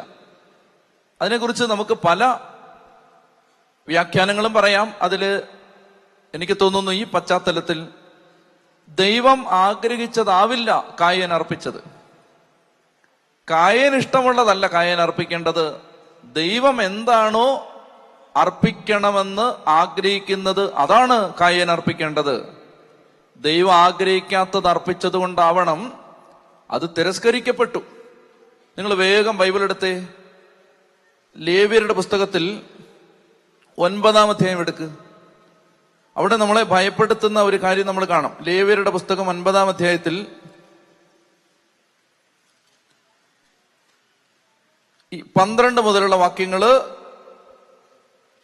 ഉച്ചത്തി വായിക്കാം. ഒരു കാര്യം ചെയ്തോ, ലേവ്യരുടെ പുസ്തകം 9-ാം അധ്യായത്തിന്റെ 8-ാമത്തെ വാക്യം ആദ്യം വായിക്കുക. അഹറോൻ ബലിപീഠത്തെ സമീപിച്ച് തന്റെ പാപപരിഹാര ബലിക്കുള്ള കാളക്കുട്ടിയെ കൊന്നു. ഇനി 12-ാം വാക്യം വായിക്കേ. അഹറോൻ ദഹനബലിക്കുള്ള മൃഗത്തെയും കൊന്നു. ഇനി 15-ാമത്തെ വാക്യം. അതിനുശേഷം അവൻ ജനങ്ങളുടെ കാഴ്ച സമർപ്പിച്ചു. പാപപരിഹാര ബലിയായി അവർക്ക് വേണ്ടി ഒരു കോലാടിനെ കൊണ്ടുവന്ന് കൊന്നു. 17 വായിച്ചേ. പ്രഭാതത്തിലെ ദഹനബലിക്ക് പുറമെ ധാന്യബലിയും സമർപ്പിച്ചു. അതിൽ നിന്ന് ഒരു കൈനിറയെടുത്ത് ബലിപീഠത്തിൽ വെച്ച് ദഹിപ്പിച്ചു. 18. അഹറോൻ ജനങ്ങൾക്ക് വേണ്ടി സമാധാന ബലിയായി കാളയെയും മുട്ടാടിനെയും കൊന്നു. 21 വായിക്ക്. മോശ കൽപ്പിച്ചിരുന്നത് പോലെ നെഞ്ചും വലത്തെ കുറകും അഹറോൻ കർത്താവിന്റെ സന്നിധിയിൽ നീരാജനം ചെയ്തു. എന്താ ഈ നീരാജനം? വേവ് ഓഫറിംഗ് ആണ്. നീരാജനം എന്ന് പറഞ്ഞാൽ അത് ഇങ്ങനെ എടുത്തുയർത്തി ഇങ്ങനെ സമർപ്പിക്കുന്നതിനാണ് നീരാജനം, വേവ് ഓഫറിംഗ്. അപ്പോ ഇങ്ങോട്ട് നോക്കിയേ. പാപപരിഹാര ബലി, ധാന്യബലി, ദഹനബലി, സമാധാന ബലി, ഇങ്ങനെ 4 ബലികൾ അഹറോൻ അർപ്പിച്ചു. അതാണ് നമ്മൾ വായിച്ചത്. പാപപരിഹാര ബലി, സമാധാന ബലി, ധാന്യബലി, ദഹനബലി. കേട്ടാ മതി. ഇങ്ങനെ 4 ബലികൾ അർപ്പിച്ചതിന് ശേഷം ഇനി വായിക്കേ 22. അതിനുശേഷം അഹറോൻ ജനത്തിന്റെ നേരെ കൈകൾ ഉയർത്തി അവരെ അനുഗ്രഹിച്ചു. പാപപരിഹാര ബലിയും ദഹനബലിയും സമാധാന ബലിയും അർപ്പിച്ചതിന് ശേഷം അവൻ ഇറങ്ങി വന്നു. മോശയും അഹറോനും സമാഗമ കൂടാരത്തിൽ പ്രവേശിച്ചു. പുറത്തിറങ്ങി വന്ന് അവർ ജനത്തെ ആശീർവദിച്ചു. അപ്പോൾ കർത്താവിന്റെ മഹത്വം ജനത്തിന് പ്രത്യക്ഷമായി. കർത്താവിന്റെ സന്നിധിയിൽ നിന്ന് അഗ്നി പുറപ്പെട്ട് ബലിപീഠത്തിലിരുന്ന ദഹനബലിയും മേധസ്സും ദഹിപ്പിച്ചു. ഇത് കണ്ടപ്പോൾ ജനമെല്ലാം ആർത്തു വിളിച്ച് സാഷ്ടാംഗം വീണു. എന്നെ നോക്കിക്കേ. സമാധാന ബലിയും പാപപരിഹാര ബലിയും ധാന്യബലിയും ദഹനബലിയും അർപ്പിച്ചിറങ്ങി വന്നിട്ട് ജനത്തെ ആശീർവദിച്ച് ബലിപീഠത്തിലെല്ലാം തയ്യാറാക്കി ബലിയർപ്പണം എല്ലാം കഴിഞ്ഞപ്പോ ഇതാ ദൈവത്തിന്റെ അഗ്നി ഇറങ്ങി വന്ന് എല്ലാം ദഹിപ്പിച്ചു. ഇത് കണ്ടപ്പോൾ ജനം മുഴുവൻ സാഷ്ടാംഗം വീണ് ദൈവത്തെ ആരാധിച്ചു. ഇതാണ് യഥാർത്ഥ ആരാധന. യഥാർത്ഥ ആരാധന നടന്നാൽ ഈ തീ ഇറങ്ങി വരും, ദൈവ സാന്നിധ്യത്തിന്റെ തീ ഇറങ്ങി വരും. യഥാർത്ഥ ആരാധന നടന്നാൽ, എന്നെ ശ്രദ്ധിക്കണം, യഥാർത്ഥ ആരാധന നടന്നാൽ ദൈവത്തിന്റെ അഗ്നി ഇറങ്ങി വരും. അപ്പൊ ഇത് ആളുകളെല്ലാം കണ്ടുകൊണ്ട് നിൽക്കുകയാണ്. നിൽക്കുമ്പോ അഹറോന്റെ 2 മക്കൾ ആ മക്കളുടെ പേര് നാദാബ്, അബിഹു. ഈ രണ്ട് മക്കൾ ഇത് കണ്ടുകൊണ്ട് നിൽക്കുമ്പോ അവർക്ക് തോന്നുകയാണ്, ഈ പരിപാടി കൊള്ളാമല്ലോ, ഇതാ എല്ലാം സമർപ്പിക്കുന്നു. ആ സമയത്ത് ദൈവത്തിന്റെ തീ ഇറങ്ങി വരുന്നു. പുരോഹിതൻ നല്ല തലയെടുപ്പോടെ നിൽക്കുന്നു. അപ്പൊ എല്ലാവരും ദൈവസാന്നിധ്യത്തിൽ സാഷ്ടാംഗം പ്രണമിച്ച് ആരാധിക്കുന്നു. ഇത് കൊള്ളാമല്ലോ എന്ന് കരുതിയിട്ട് ഇവർ ധൂപകലശം എടുത്ത് കുറച്ച് തീയും വാരിയിട്ട് കുറച്ച് കുന്തിരിക്ക ഇട്ട് അവർ കർത്താവിന്റെ മുമ്പിലേക്ക് ചെന്നു. വായിച്ചേ 10-ാം അധ്യായം. അഹറോന്റെ പുത്രന്മാരായ നാദാബും അബീഹുവും തങ്ങളുടെ ധൂപകലശം എടുത്ത് തീ കൊളുത്തി അതിൽ കുന്തിരിക്കമിട്ട് കർത്താവിന്റെ മുമ്പിൽ അർപ്പിച്ചു. അവിടുന്ന് കൽപ്പിച്ചിട്ടില്ലാത്തതിനാൽ ആ അഗ്നി അൺഹോളി. അതിനാൽ കർത്താവിന്റെ സന്നിധിയിൽ നിന്ന് അഗ്നി ഇറങ്ങി വന്ന് അവരെ വിഴുങ്ങി അവർ അവിടുത്തെ മുമ്പിൽ വെച്ച് മരിച്ചു. ഇതാണ് ഡിഫറൻസ്. 9-ാം അധ്യായത്തിൽ ഒറിജിനൽ ഫയർ, 2-ാം അധ്യായത്തിൽ കോപത്തിന്റെ ക്രോധത്തിന്റെ ഫയർ, 9-ാം അധ്യായത്തിൽ അനുഗ്രഹത്തിന്റെ തീ, 10-ാം അധ്യായത്തിൽ നാശത്തിന്റെ തീ. ശരിക്കുള്ള ആരാധന നടന്നില്ലെങ്കിൽ നാശം ഉണ്ടാവും. ഈ കള്ളത്തരത്തിൽ ദൈവത്തെ ആരാധിച്ചാൽ ഗുണത്തെക്കാൾ കൂടുതൽ നാശമാണ് ഉണ്ടാവുന്നത്. ഇതിന്റെ പാരലല് നമ്മൾ കാണുന്നത് അപ്പസ്തോല പ്രവർത്തനത്തിലാണ്. കേട്ടാ മതി. ബർണബാസ് എന്ന് പേരുള്ള ഒരു മനുഷ്യൻ, സൈപ്രസുകാരൻ, അവന്റെ പേരിന്റെ അർത്ഥം ആശ്വാസത്തിന്റെ പുത്രൻ, ബർണബാസ്. അവൻ സൈപ്രസുകാരനായ ബർണബാസ് അവൻ ഉണ്ടായിരുന്നതെല്ലാം വിറ്റ് അപ്പസ്തോലന്മാരുടെ കാൽക്കൽ ആ പണം കൊണ്ടുവന്ന് കാഴ്ചവെച്ചു. ഓഫറിംഗ് ആണ്, വർഷിപ്പാണ് കേട്ടോ. അവന് പണമായിരുന്നു ദൈവം. അപ്പൊ ബർണബാസ് എന്ത് ചെയ്തു? കേൾക്കുന്നുണ്ടോ ഇത്? ബർണബാസ് എന്ത് ചെയ്തു? ഈ പണം, ആ സമ്പത്ത് മുഴുവൻ വിറ്റ് ആ സമ്പത്ത് കൊണ്ടുവന്ന് അപ്പസ്തോലന്മാരുടെ കാൽക്കൽ വെച്ചിട്ട് പറഞ്ഞു, എനിക്കിനി പണമല്ല ദൈവം, എനിക്ക് കർത്താവാണ് ഒന്നാമത്തേത്, അതുകൊണ്ട് എല്ലാം വിറ്റുതാ തരിക എന്ന് പറഞ്ഞു. അപ്പൊ ജനത്തിനിടയിൽ ഭയങ്കര സംസാരമായി ഇതെല്ലാം. എല്ലാവരും പറഞ്ഞു, നിങ്ങൾ ശ്രദ്ധിച്ചോ, സൈപ്രസുകാരൻ ബർണബാസ്, ആശ്വാസത്തിന്റെ പുത്രൻ, അവനുണ്ടായിരുന്നതെല്ലാം വിറ്റ് ഇതാ സമർപ്പിച്ചിരിക്കുന്നു. ജനത്തിനിടയിൽ നല്ല സംസാരമായപ്പോ ഒരു ചേട്ടൻ, അദ്ദേഹത്തിന്റെ പേര് അനനിയാസ്, അദ്ദേഹത്തിന്റെ ഭാര്യയുടെ പേര് സബീറ, ചേട്ടനും ചേച്ചിയോട് പറഞ്ഞു, ദേ ബർണബാസിനെ കുറിച്ച് എല്ലാവരും നല്ലത് പറയാണ്, നമുക്കും വിറ്റാലോ. അങ്ങനെ അവരും വിറ്റു. ബർണബാസ് വിറ്റത് കണ്ടിട്ട് അവരും വിറ്റു. വിറ്റിട്ട് രാത്രിയിൽ അവര് ഒരുമിച്ച് ആലോചിച്ചുകൊണ്ടിരുന്ന സമയത്ത് അവര് പറഞ്ഞു, അപ്പസ്തോലന്മാരുടെ കൈ കൊണ്ടൊന്നെല്ലാം കൊടുത്താൽ എങ്ങനാ? നാളെ ഇവന്മാരൊക്കെ കൂറുമാറുമെന്ന് പറയാൻ പറ്റുമോ? ആരുടെ സ്വഭാവം മാറത്തില്ലെന്ന് പറയാൻ പറ്റുന്നത്? അതുകൊണ്ട് കുറച്ച് എടുത്ത് വെച്ചിട്ട് കൊടുത്താൽ മതി എന്ന് പറഞ്ഞു. അതുകൊണ്ട് നല്ല ശതമാനം അവരെടുത്ത് വെച്ചിട്ട് ബാക്കി കൊണ്ടുവന്ന് എല്ലാം സമർപ്പിക്കുന്നു എന്ന തോന്നലുണ്ടാക്കിക്കൊണ്ട് കുറച്ച് സമർപ്പിച്ചു. കേൾക്കുന്നുണ്ടോ ഇത്? അതായത് ആളുകൾ എന്താ ചിന്തിക്കുന്നേ? അനനിയാസ് സബീറ എല്ലാം വിറ്റ് കൊടുക്കുകയാണ്. ശരിക്കും എല്ലാം കൊടുത്തിട്ടുണ്ടോ? ഇല്ല, കള്ളത്തരം. ആളുകളുടെ മുമ്പിൽ ഇവരെല്ലാം സമർപ്പിക്കുന്നവരാണ്. ആളുകൾ എന്താ ചിന്തിക്കുന്നേ? ഓ, എന്തൊരു ഭക്തൻ. പക്ഷെ ഇവൻ കള്ളനാന്ന് ഇവനും അവന്റെ ഭാര്യയ്ക്കും മക്കൾക്കല്ലേ അറിയൂ. ആളുകൾ എന്താ ചിന്തിക്കുന്നത്? ഓ, എന്തോരു ഭക്തൻ, എന്തോരു ഭക്തൻ അച്ഛൻ. ഓ, കള്ളനാണെന്ന് ദൈവത്തിനെ അറിയൂ. എന്താ സംഭവിക്കുന്ന അറിയാമോ? അനനിയാസ് സബീറയും അപ്പസ്തോലന്മാരുടെ കാൽക്കൽ മരിച്ചു വീണു. കുടുംബങ്ങളുടെ അവസ്ഥ ഇതാണ് പലപ്പോഴും. യഥാർത്ഥ ആരാധനയില്ല, ചുമ്മാ ഷോയാണ്. ഷോ. ഉള്ളിൽ ദൈവത്തെ ഒന്നും അല്ല ആരാധിക്കുന്നത്, തന്നെ തന്നെയാണ് ആരാധിക്കുന്നത്, പണത്തെയാണ് ആരാധിക്കുന്നത്. എന്നിട്ട് ഷോ കാണിക്കുന്നവരെല്ലാം ഓർത്തോണം, ഭയങ്കര തീ കൂട്ടിയിട്ടുണ്ട് നിന്റെ തല വീഴാൻ വേണ്ടി. നോയിക്കൂ, ഷോ കാണിക്കുന്നവരെല്ലാം ഓർത്തോണം കേട്ടോ. ഉള്ളതുപോലെ 50 ഉള്ളു കർത്താവെ സമർപ്പിക്കാം, 50 ഉള്ളൂ, അല്ലാതെ 100 സമർപ്പിച്ചും പറഞ്ഞ് നിൽക്കരുത്. അതുകൊണ്ട് ആരാധന ശ്രദ്ധിക്കണം. ആരാധന നിനക്ക് തോന്നുന്ന പോലും നടത്താൻ പറ്റില്ല. ആരാധനയ്ക്ക് ദൈവം നിയമം തന്നിട്ടുണ്ട്, ദൈവം തന്ന നിയമങ്ങൾ. അതുകൊണ്ടാണ് ഞാൻ പറഞ്ഞത്, ഫിസിക്കൽ ബോഡി ലാംഗ്വേജ് പറഞ്ഞു തന്നില്ലേ, ഇതൊക്കെ കർത്താവ് പറഞ്ഞു തന്ന കാര്യങ്ങൾ. അതങ്ങനെ ചെയ്യാവൂ, അതങ്ങനെ ചെയ്യാവൂ. അതിനൊന്നും വ്യത്യാസമൊന്നും വരുത്താൻ പാടില്ല. കർത്താവാണ് ദൈവാരാധനയുടെ നിയമങ്ങൾ പറഞ്ഞു തന്നിരിക്കുക. അങ്ങനെ ദൈവാരാധനയുടെ നിയമങ്ങൾ കർത്താവ് ഇസ്രായേൽ ജനത്തെ പഠിപ്പിച്ചത് സമാഗമ കൂടാരം എന്ന ഒരു കൂടാരം ഉണ്ടാക്കിക്കൊണ്ടാണ്.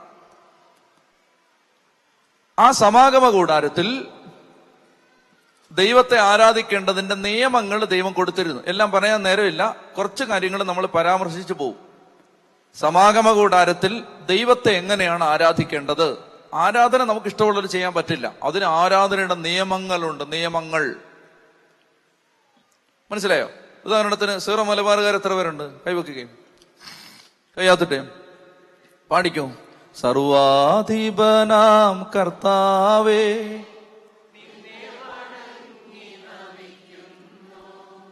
ഈശോനാഥാവിനയമോട്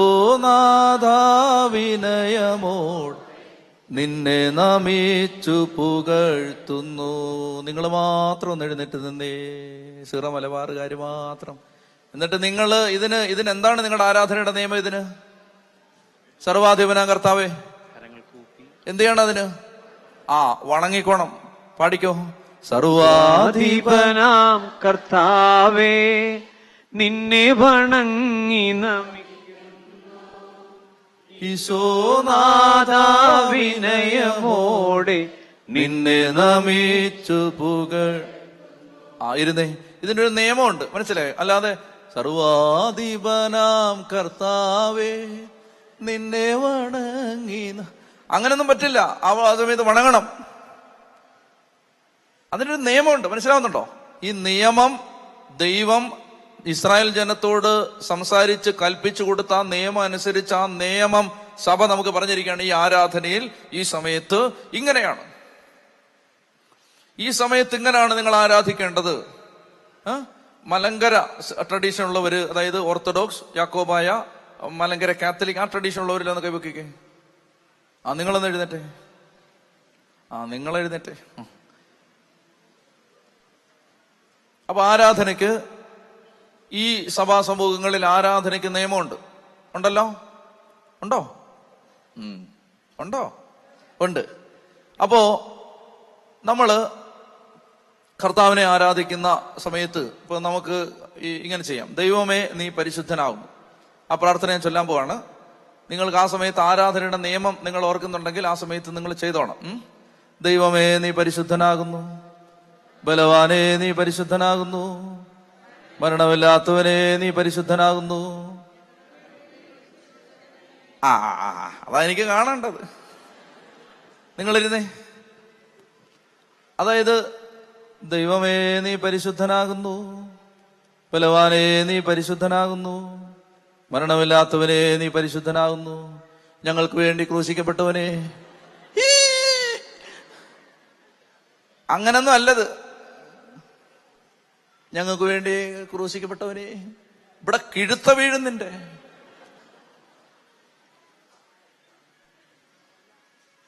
അതിന് നിയമമുണ്ട്. എത്ര വിരല് കൂട്ടിപ്പിടിക്കണം?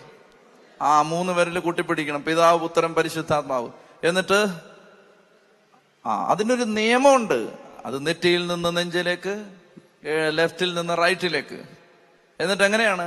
ഞങ്ങൾക്ക് വേണ്ടി ക്രൂശിക്കപ്പെട്ടവനെ എന്നല്ല, അതിനൊരു നിയമമുണ്ട്. ശിരസ് നമിച്ച് കുരിശ് വരയ്ക്കണം.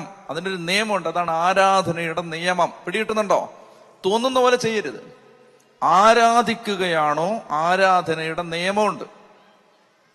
അങ്ങനെ ദൈവം ആരാധനയ്ക്ക് വിവിധ നിയമങ്ങൾ നൽകിയപ്പോൾ ആ നിയമങ്ങൾ അനുസരിച്ച് സഭയിൽ പ്രാർത്ഥനകൾ രൂപപ്പെട്ടപ്പോ നല്ല പ്രാർത്ഥനകളുണ്ട്. നമ്മൾ ആ നിക്ഷേപം കണ്ടെത്തണം എന്ന് ഈ കാലഘട്ടത്തിൽ എനിക്ക് നല്ല ബോധ്യമുണ്ട്.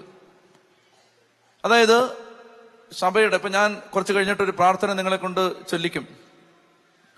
ആ പ്രാർത്ഥന ചൊല്ലുന്ന സമയത്ത് ആ പ്രാർത്ഥനയുടെ സമയത്ത് സംഭവിക്കുന്ന കാര്യം എന്താന്ന് വെച്ചാൽ, ശരിക്കും പറഞ്ഞാൽ നല്ല ഡെലിവറൻസ് കർത്താവ് ആ സമയത്ത് ചെയ്തു തരും. എനിക്ക് ഒരു അനുഭവം ഉണ്ടായത്, എന്നോട് ഒരിക്കലും ഒരു ലാറ്റിൻ സഭയിലെ ഒരു അച്ഛൻ വന്നിട്ട് എന്നോട് പറഞ്ഞു, നിങ്ങൾ മലങ്കരക്കാരല്ലേ? അതെ. എന്നിട്ട് നിങ്ങളുടെ മലങ്കരക്കാരുടെ പ്രാർത്ഥനയൊന്നും അച്ഛന്റെ ധ്യാനത്തിലൊന്നും ഇല്ലല്ലോ ചോദിച്ചു. ഞാൻ പറഞ്ഞു, പ്രാർത്ഥനയൊക്കെ എങ്ങനെ ധ്യാനത്തിന്? അപ്പൊ അത് എന്നെ എങ്ങനെ ചലഞ്ച് ചെയ്തു. എന്നിട്ട് അദ്ദേഹം ചില കാര്യങ്ങൾ എനിക്ക് കാണിച്ചു തന്നു. അതായത് നിങ്ങളീ പ്രാർത്ഥിക്കുന്ന, വർഷിപ്പ് നടത്തുന്ന പല കാര്യങ്ങളിലും അതിനേക്കാൾ നല്ല നല്ല സാധനങ്ങൾ ലിറ്റർജി കിടപ്പുണ്ട്. അങ്ങനെ ഞാനിത് തിരുമേനിയോട്, ക്ലീമിസ് പിതാവിനോട് ഞാൻ സംസാരിച്ചു. പിതാവേ, ഞാൻ ഈ ധ്യാനത്തിന് ചില കാര്യങ്ങൾ ആരാധനക്രമത്തിൽ നിന്ന് എടുത്ത് ഉപയോഗിച്ചോട്ടെ, അതിനി പ്രശ്നമാവോ? അപ്പൊ പിതാവ് പറഞ്ഞു, അത് എന്താ ചെയ്യാൻ പോകുന്നതെന്ന് എന്നോട് പറഞ്ഞിട്ട് ചെയ്തോളാൻ പറഞ്ഞു.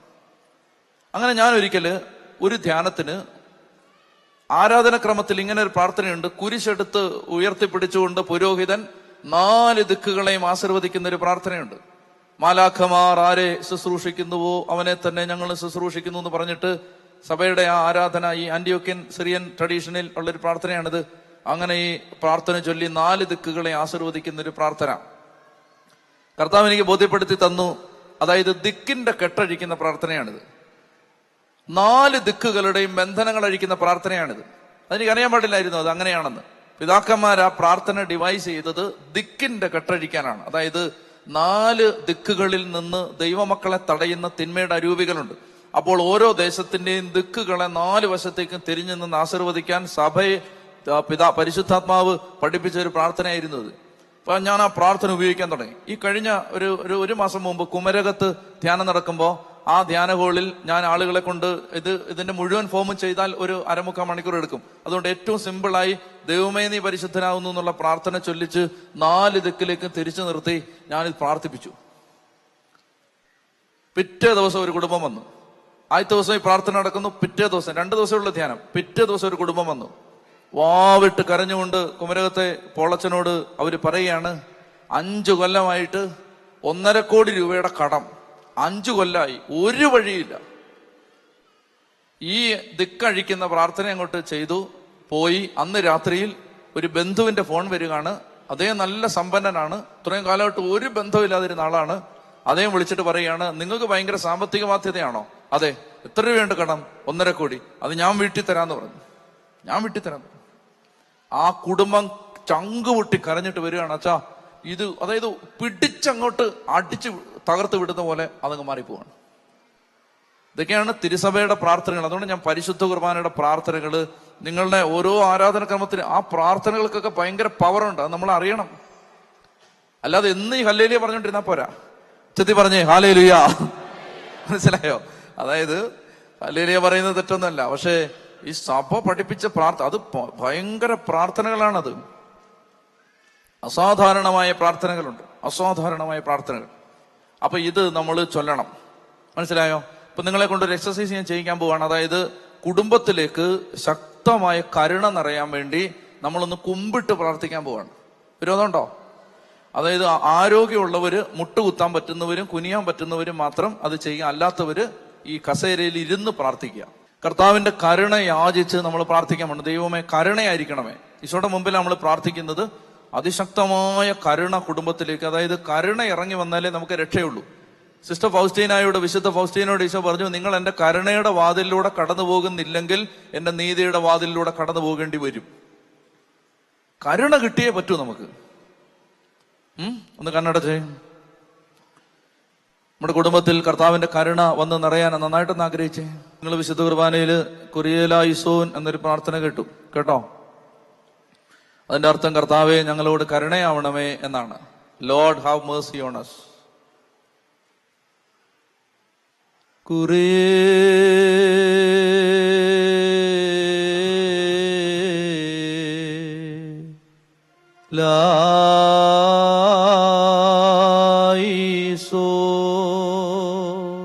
അങ്ങനെ ചൊല്ലിക്കേ.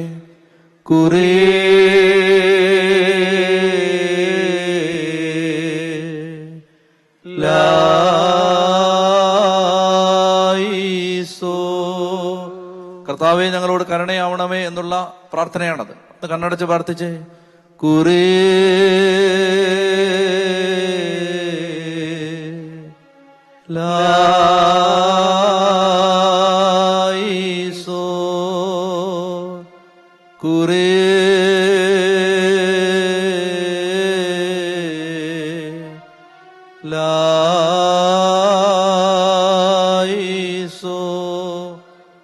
ഞങ്ങളുടെ കർത്താവേ ഞങ്ങളോട് കരുണ ചെയ്യണമേ. പ്രാർത്ഥിച്ചേ. ഞങ്ങളുടെ കർത്താവേ ഞങ്ങളോട് കരുണ ചെയ്യണമേ. ഞങ്ങളുടെ കർത്താവേ ഞങ്ങളോട് കരുണ ചെയ്യണമേ.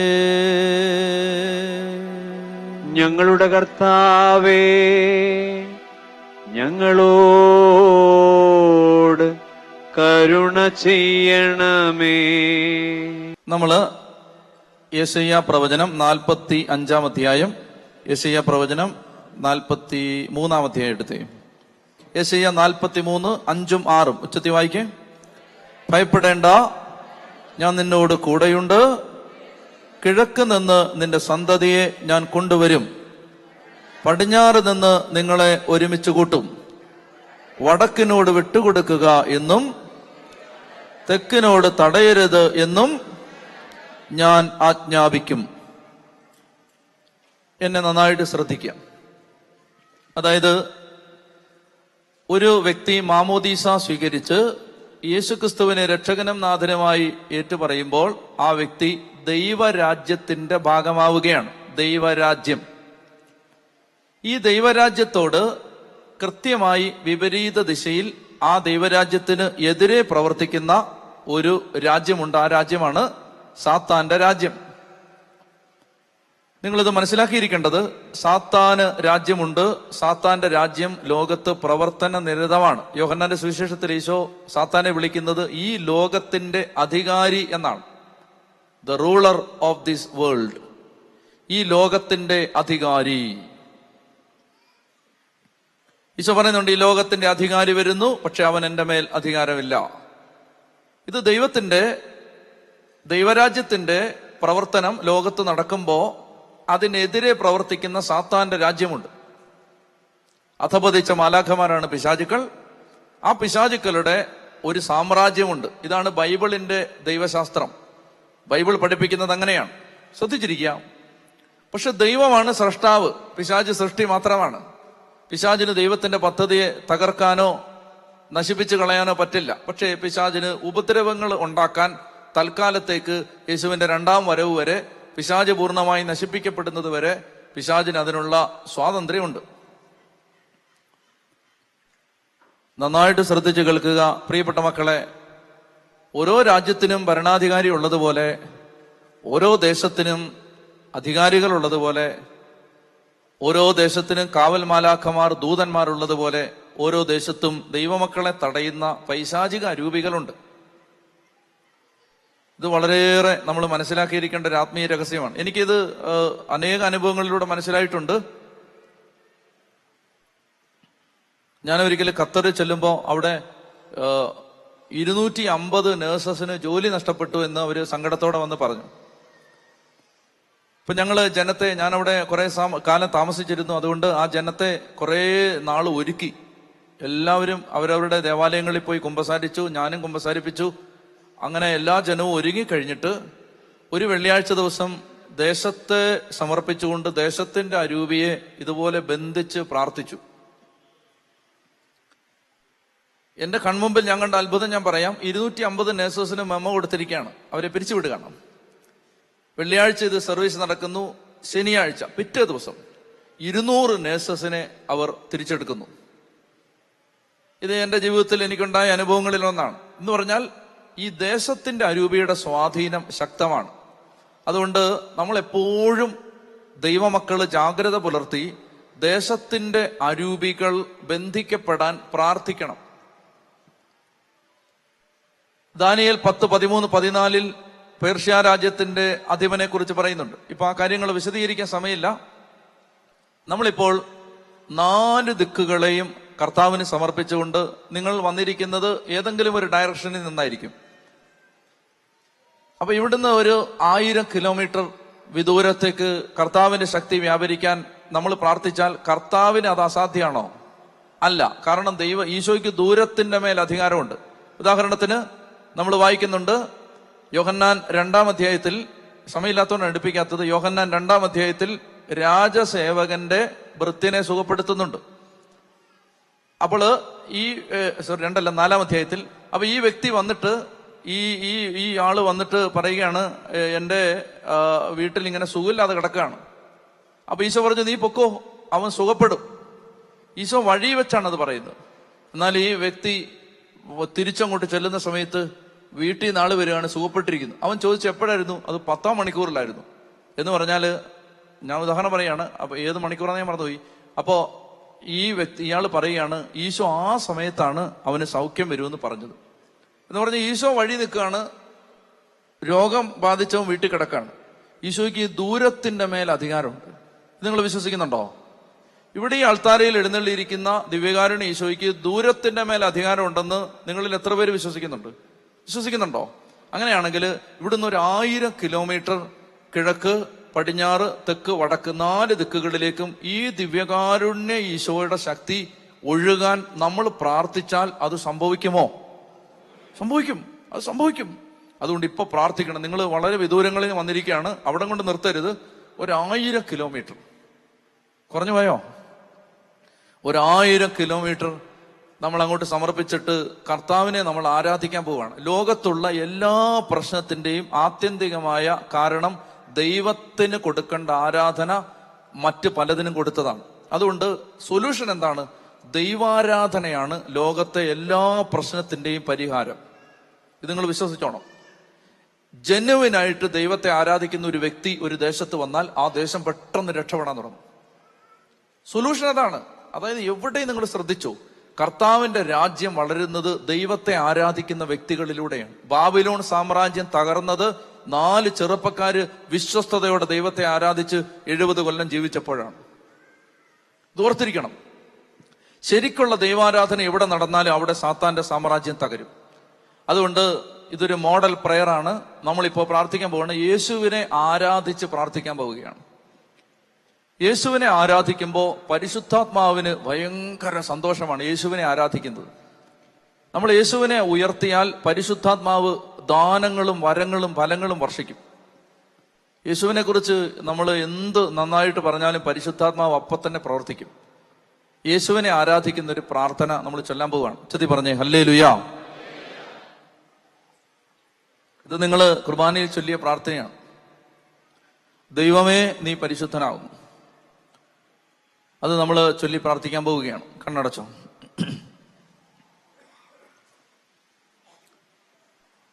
നമ്മൾ ആദ്യം ഒന്ന് ചൊല്ലും. അതിനുശേഷം ഇത് എങ്ങനെയാ പ്രാർത്ഥിക്കേണ്ടത് ഞാൻ പറഞ്ഞു തരും. നമ്മൾ എഴുന്നേറ്റ് നിന്ന് പ്രാർത്ഥിക്കേണ്ട ക്രമം ഞാൻ പറഞ്ഞു തരും.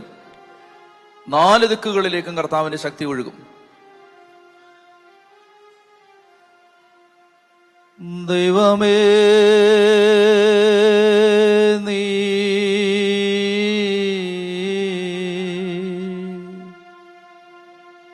പരിശുദ്ധനാകുന്നു. ബലവാനേ നീ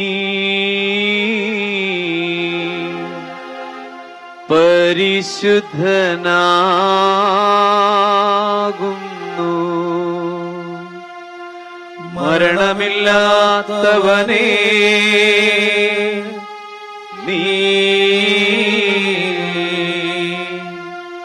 പരിശുദ്ധനാകുന്നു.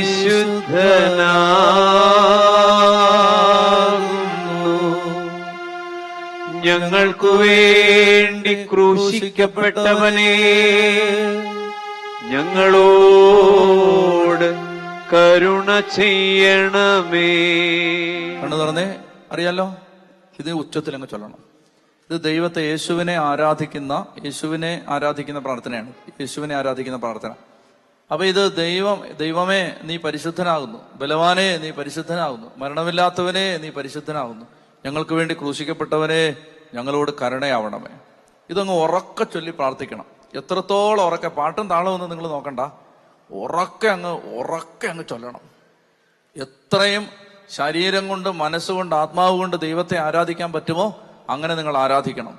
പ്രിയപ്പെട്ട മക്കളെ, നമ്മുടെ ഈ ആരാധനയുടെ സമാപനത്തിലേക്ക് എത്തുമ്പോൾ നമ്മുടെ കുടുംബങ്ങളെ, നമ്മുടെ കുഞ്ഞുങ്ങളെ, പ്രിയപ്പെട്ടവരെ എല്ലാം കർത്താവിന്റെ കയ്യിലേക്ക് നമ്മളിപ്പോൾ കൊടുക്കാൻ പോവുകയാണ്. ഈശോയുടെ കയ്യിലേക്ക് സമർപ്പിച്ചു കഴിഞ്ഞാൽ പിന്നീട് നമ്മുടെ ആകുലതകൾ വിട്ടുപോകും. കർത്താവിന്റെ കയ്യിലേക്ക് കൊടുക്കാത്തതാണ് നമ്മൾ പല കാര്യത്തെക്കുറിച്ചും ആകുലപ്പെടുന്നതിന്റെ കാരണം. കർത്താവിന്റെ കയ്യിൽ പൂർണ്ണമായും അങ്ങ് കൊടുക്കണം. എന്നെ വളരെയധികം സ്വാധീനിച്ചിട്ടുള്ള സ്ക്രിപ്ചർ അപ്പസ്തോല പ്രവർത്തനം 12-ലാണ്. അപ്പസ്തോല പ്രവർത്തനം 12-ൽ പത്രോസ് ശ്ലീഹ തടവിലാക്കപ്പെട്ട് കിടക്കുകയാണ്. സാഹചര്യം ഇതാണ്: ഹെറോദേസ് യാക്കോബ് ശ്ലീഹായെ വാളിനിരയാക്കി. അപ്പസ്തോലനായ യാക്കോബ് വധിക്കപ്പെട്ടു.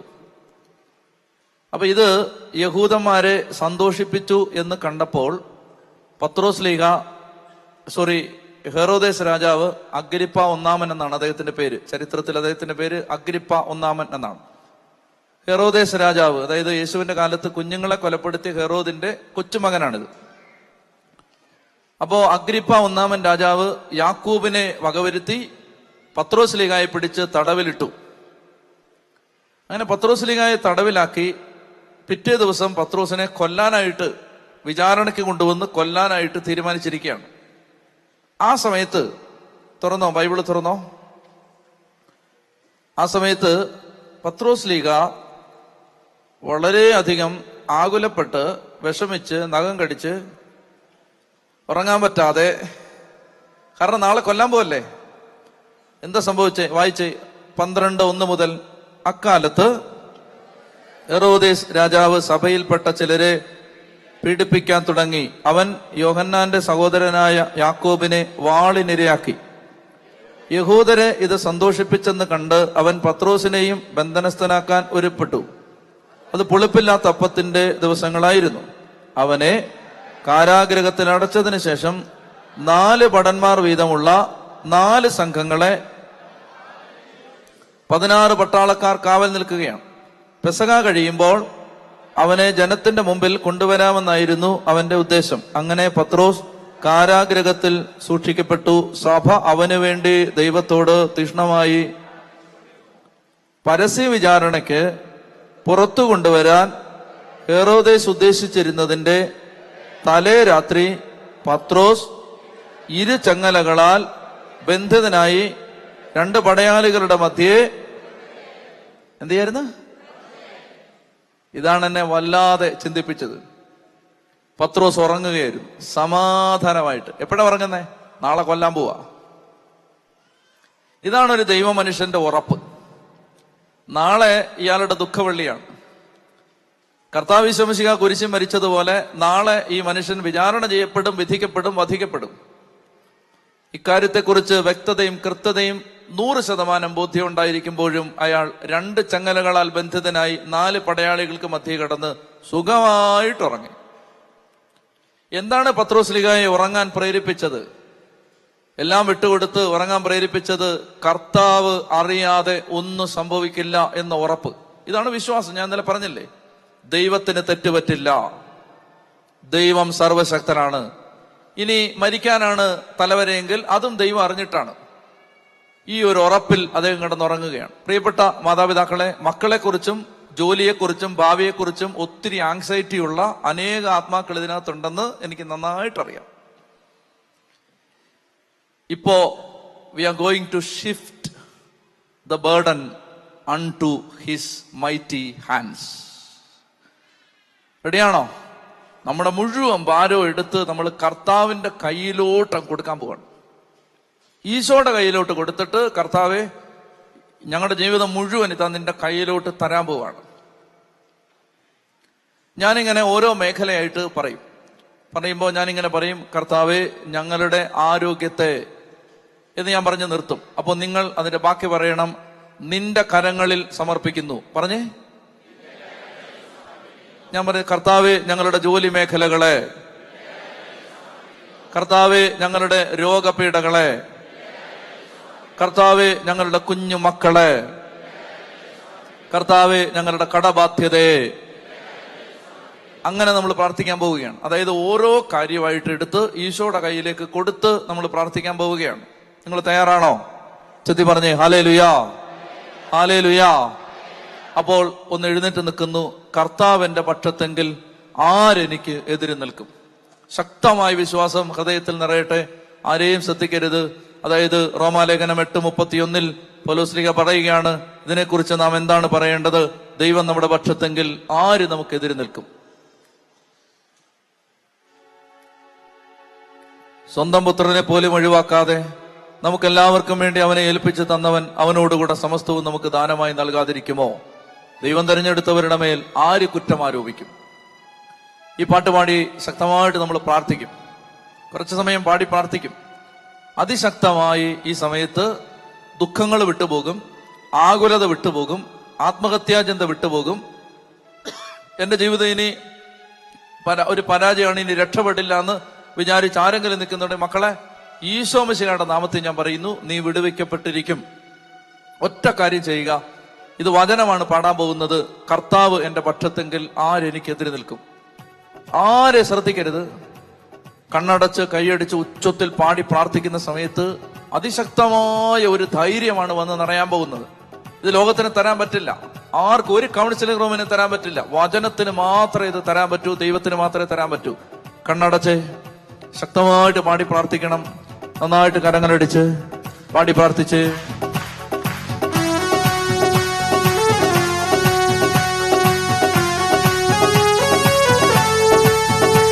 എല്ലാവരും കണ്ണടച്ച് പാടിക്കേ. കർത്താവിന്റെ പക്ഷത്തെങ്കിൽ ആരെനിക്ക് എതിരു നിൽക്കും? കർത്താവിന്റെ കരം പിടിച്ച് ഞാനെന്നും വഴി നടക്കും. പാടാമോ? കർത്താവിന്റെ പക്ഷത്തെങ്കിൽ ആരെനിക്ക് എതിരു നിൽക്കും? കർത്താവിന്റെ കരം പിടിച്ച് ഞാനെന്നും വഴി നടക്കും.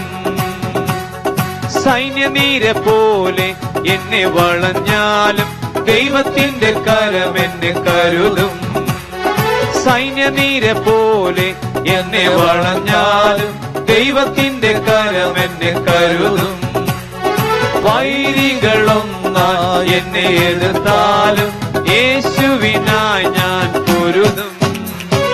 കർത്താവിന്റെ പക്ഷത്തെങ്കിൽ ആരെനിക്ക് എതിരു നിൽക്കും? കർത്താവിന്റെ കരം പിടിച്ച് ഞാനെന്നും വഴി നടക്കും. ചൊല്ലിപ്പാടിക്ക്. കർത്താവിന്റെ പക്ഷത്തെങ്കിൽ ആരെനിക്ക് എതിരു നിൽക്കും? കർത്താവിന്റെ കരം പിടിച്ച് ഞാനെന്നും വഴി നടക്കും. ഞാനെന്നും വഴി നടക്കും. ഞാനെന്നും വഴി നടക്കും. ശാന്തമായിട്ട് ഇരുന്ന് കണ്ണുകൾ അടച്ച് നമ്മുടെ ജീവിതത്തിന്റെ എല്ലാ മേഖലകളെയും ദിവ്യകാരുണ്യ ഈശോയ്ക്ക് സമർപ്പിക്കാൻ പോവുകയാണ്. നമുക്ക് ദൈവം തന്ന എല്ലാ നന്മകളെയും നമ്മുടെ വേദനകളെയും ഈശോയുടെ കയ്യിലേക്ക് കൊടുക്കുന്ന ഈ സമയം വളരെ പ്രധാനപ്പെട്ടതാണ്. എല്ലാ മക്കളും കണ്ണടച്ച് ഞാൻ ഓരോ മേഖലകളായിട്ട് പറയുമ്പോൾ ഈശോയെ നിങ്ങളിങ്ങനെ പ്രാർത്ഥിക്കണം. ഞാൻ അങ്ങയുടെ കരങ്ങളിൽ സമർപ്പിക്കുന്നു. ഞാൻ അങ്ങയുടെ കരങ്ങളിൽ സമർപ്പിക്കുന്നു. ദൈവമായ കർത്താവേ, ഞങ്ങളുടെ ആരോഗ്യത്തെ, ദൈവമായ കർത്താവേ, ഞങ്ങളുടെ ഭവനങ്ങളെ, ദൈവമായ കർത്താവേ, ഞങ്ങളുടെ ജോലി മേഖലകളെ, ദൈവമായ കർത്താവേ, ഞങ്ങളുടെ കുഞ്ഞു മക്കളെ, ദൈവമായ കർത്താവേ, ഞങ്ങളുടെ ആരോഗ്യ പ്രശ്നങ്ങളെ, കർത്താവായ യേശുവേ, ഞങ്ങളുടെ രോഗങ്ങളെ, ദുഃഖങ്ങളെ, ദൈവമായ കർത്താവേ, ഞങ്ങളുടെ ദാരിദ്ര്യത്തെ, കടബാധ്യതകളെ, ദൈവമായ കർത്താവേ, ഞങ്ങളുടെ ജോലി തടസ്സങ്ങളെ, ദൈവമായ കർത്താവേ, ഞങ്ങളുടെ ഇല്ലായ്മകളെ, ദൈവമായ കർത്താവേ, ഞങ്ങൾ കടന്നുപോകുന്ന ഞെരുക്കങ്ങളെ, കർത്താവായ യേശുവേ, ഞങ്ങളുടെ കുടുംബജീവിതത്തിലെ അസ്വസ്ഥതകളെ, കർത്താവായ യേശുവേ, ഞങ്ങളുടെ കുടുംബജീവിതത്തിലെ വഴക്കുകളെ, ദൈവമായ കർത്താവേ, ഞങ്ങളുടെ പ്രിയപ്പെട്ടവരുമായുള്ള ബന്ധത്തിൽ വന്ന പാളിച്ചകളെ, ദൈവമായ കർത്താവേ, ഞങ്ങളുടെ മക്കളുടെ പഠന മേഖലകളെ, ദൈവമായ കർത്താവേ, ഞങ്ങളുടെ മക്കളുടെ ഭാവി ജീവിതത്തെ, മക്കളെ ഓർത്തുള്ള ആകുലതകളെ, കുടുംബത്തിൽ കടന്നുപോകുന്ന എല്ലാ ഞെരുക്കങ്ങളെയും കർത്താവെ, ഞങ്ങളുടെ വ്യക്തി ജീവിതത്തിലെ ബലഹീനതകളെ, ഞങ്ങളുടെ എല്ലാ ദുശീലങ്ങളെയും, ഞങ്ങളുടെ തഴക്കദോഷങ്ങളെ, ഞങ്ങളുടെ കോപ സ്വഭാവത്തെ, ഞങ്ങളുടെ ദുശീലങ്ങളെ, ഞങ്ങളുടെ അഹങ്കാര ചിന്തകളെ, ഞങ്ങളുടെ അസൂയപ്പെടുന്ന മനസ്സിനെ, ഞങ്ങളുടെ കുറ്റം പറയുന്ന നാവിനെ, ഞങ്ങളുടെ തിന്മ ചെയ്യാൻ ആഗ്രഹിക്കുന്ന ഹൃദയത്തെ, ഞങ്ങളുടെ പക പേറിക്കൊണ്ട് നടക്കുന്ന മനസ്സിനെ, മറ്റുള്ളവരുടെ നാശം കാണാൻ ആഗ്രഹിക്കുന്ന ഹൃദയത്തെ, ഞങ്ങളുടെ ശരീരങ്ങളെ, ഞങ്ങളുടെ ബോധ അബോധ മനസ്സുകളെ, ഞങ്ങളുടെ സങ്കടപ്പെടുത്തുന്ന ഓർമ്മകളെ, ഞങ്ങളുടെ ഭാവനകളെ, ഞങ്ങളുടെ ആത്മാവിനെ, ഞങ്ങളുടെ കഷ്ടപ്പാടുകളെ. പ്രിയപ്പെട്ട മക്കളെ, ഈ സമയത്ത് കർത്താവ് നൽകിയ എല്ലാ അനുഗ്രഹങ്ങൾക്കും നമ്മൾ നന്ദി പറയുകയാണ്. ഈശോ പറഞ്ഞു, ഉള്ളവന് നൽകപ്പെടും, ഇല്ലാത്തവനിൽ നിന്നുള്ളതുപോലെ എടുക്കപ്പെടും. നമ്മുടെ ജീവിതത്തിൽ നമ്മൾ സ്വീകരിച്ച നന്മകൾക്കെല്ലാം നന്ദി പറയണം, അനുഗ്രഹങ്ങൾക്കെല്ലാം നന്ദി പറയണം. 10 കുഷ്ഠരോഗികളെ ഈശോ സുഖപ്പെടുത്തി. അതിലൊരു വ്യക്തി മാത്രം തിരിച്ചു വന്നു. ഈശോ ചോദിച്ചു, ബാക്കി 9 പേര് എവിടെ? ഈ സമറിയാക്കാരൻ മാത്രമേ തിരിച്ചു വന്നുള്ളല്ലോ. നമ്മൾ ആ ബാക്കി 9 പേരുടെ കൂട്ടത്തിലാണ് പലപ്പോഴും. പ്രിയമക്കളെ, ഈശോയുടെ മുമ്പിൽ അവസാനമായിട്ട് നമ്മളൊരു കാര്യം കൂടി ചോദിച്ച് പ്രാർത്ഥിക്കുകയാണ്. പരിശുദ്ധാത്മാവിന്റെ കൃപയും അഭിഷേകവും നിറയാൻ ഇപ്പോൾ എല്ലാവരും ശാന്തമായിട്ട് പ്രാർത്ഥിക്കുക. കണ്ണടച്ച് കരങ്ങൾ മടിയിൽ തുറന്നു പിടിക്കുക. മത്തായിയുടെ സുവിശേഷം 3-ാം അധ്യായം 11-ാം തിരുവചനം, അവൻ അഗ്നിയാലും ആത്മാവിനാലും നിങ്ങളെ സ്നാനപ്പെടുത്തും. ലൂക്ക 12:49, ഭൂമിയിൽ തീയിടാനാണ് ഞാൻ വന്നത്, അത് കത്തിജ്വലിച്ചിരുന്നെങ്കിൽ. അപ്പസ്തോല പ്രവർത്തനം 1:8, പരിശുദ്ധാത്മാവ് വന്നു കഴിയുമ്പോൾ നിങ്ങൾ ശക്തി പ്രാപിക്കും. ലൂക്ക 1:35, പരിശുദ്ധാത്മാവ് നിന്റെ മേൽ വരും, അത്യുന്നതന്റെ ശക്തി നിന്റെ മേൽ ആവസിക്കും. അപ്പസ്തോല പ്രവർത്തനം 2:1-5 വരെ, പെന്തക്കോസ്താ ദിനം സമാഗതമായപ്പോൾ അവരെല്ലാവരും ഒരുമിച്ച് കൂടിയിരിക്കുകയായിരുന്നു. കൊടുങ്കാറ്റടിക്കുന്നത് പോലെ ഒരു ശബ്ദം ആകാശത്തു നിന്നുണ്ടായി. അത് അവർ സമ്മേളിച്ചിരുന്ന വീട് മുഴുവൻ നിറഞ്ഞു. അഗ്നിജ്വാലകൾ പോലെയുള്ള നാവുകൾ തങ്ങൾ ഓരോരുത്തരുടെ മേലും വന്നു നിൽക്കുന്നതായി അവർ കണ്ടു. അവരെല്ലാവരും പരിശുദ്ധാത്മാവിനാൽ നിറഞ്ഞു. ആത്മാവ് നൽകിയ ഭാഷണവരമനുസരിച്ച് അവർ വിവിധ ഭാഷകളിൽ സംസാരിക്കാൻ തുടങ്ങി. ആത്മാവാം ദൈവമേ വരണമേ, എന്റെ ഉള്ളിൽ വസിക്കാൻ അങ്ങ് ഇറങ്ങി വരണമേ. എല്ലാ മക്കളും കണ്ണടച്ച് കർത്താവിന്റെ വചനം കേൾക്കാൻ വന്ന മക്കൾ, ഈശോയെ ഒത്തിരി ഹൃദയം നിറഞ്ഞ് ഞങ്ങൾ പ്രാർത്ഥിക്കുകയാണ്. കർത്താവേ, അങ്ങയുടെ ആത്മാവിനെ ഞങ്ങളുടെ മേൽ ഇപ്പോൾ അയക്കണമേ. എല്ലാ മക്കളുടെ മേലും അങ്ങയുടെ ആത്മാവിനെ അയക്കണമേ. പാപത്തിൽ നിന്ന് എഴുന്നേൽക്കാൻ കഴിയാത്ത മക്കളുടെ മേൽ, ജീവിതം ഒരു പരാജയമാണെന്ന് ചിന്തിക്കുന്ന മക്കളുടെ മേൽ, എന്റെ ജീവിതം രക്ഷപ്പെടില്ല എന്ന് കരുതുന്ന ജീവിതങ്ങളുടെ മേൽ, ആത്മീയ കൃപകൾക്ക് വേണ്ടി ദാഹിക്കുന്ന മക്കളുടെ മേൽ, വിശുദ്ധ ജീവിതം നയിക്കാൻ ആഗ്രഹിക്കുന്നവരുടെ മേൽ, ആത്മാവാം ദൈവമേ ഇറങ്ങി വരണമേ.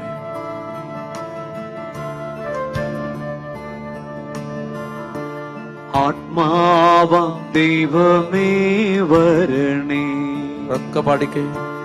എന്റെ ഉള്ളിൽ വസിക്കാൻ വരണേ. ചൊല്ലി പാടാമോ? ആത്മാവാം ദൈവമേ വരണേ, എന്റെ ഉള്ളിൽ വസിക്കാൻ വരണേ. ചൊല്ലി വിളിക്കേ. ആത്മാവാം ദൈവമേ വരണേ, എന്റെ ഉള്ളിൽ വസിക്കാൻ വരണേ. പരിശുദ്ധാത്മാവേ, ആത്മാവാം ദൈവമേ വരണേ, എന്റെ ഉള്ളിൽ വസിക്കാൻ വരണേ. ആത്മാവ ദൈവമേ വരണേ, എന്റെ ഉള്ളിൽ വസിക്കാൻ വരണേ. ആത്മാവ ദൈവമേ വരണേ, എന്റെ ഉള്ളിൽ വസിക്കാൻ വരണേ. കർത്താവ് അതിശക്തമായി നമ്മളെ അനുഗ്രഹിച്ച് ആശീർവദിച്ച് പറഞ്ഞയക്കുകയാണ്. മനസ്സ് നൊന്ത് പ്രാർത്ഥിച്ച മക്കളെ, ശക്തമായിട്ട് ഈശോ ഇപ്പോൾ ഇടപെടും, വലിയ കൃപാവരം തരും. ശിരസ് കുമ്പിട്ട് പ്രാർത്ഥിക്കണം ഈശോ ആശീർവദിക്കുമ്പോ. യേശുവേ, യേശുവേ, യേശുവേ,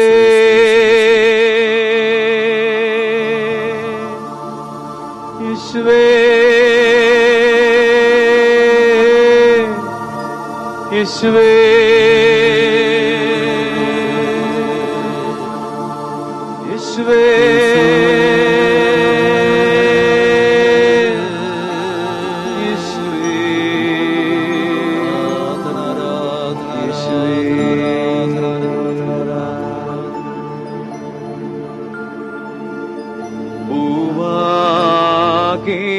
നമിക്കും നിന്നെ എല്ലാ നാവും സ്തുതി പാടും.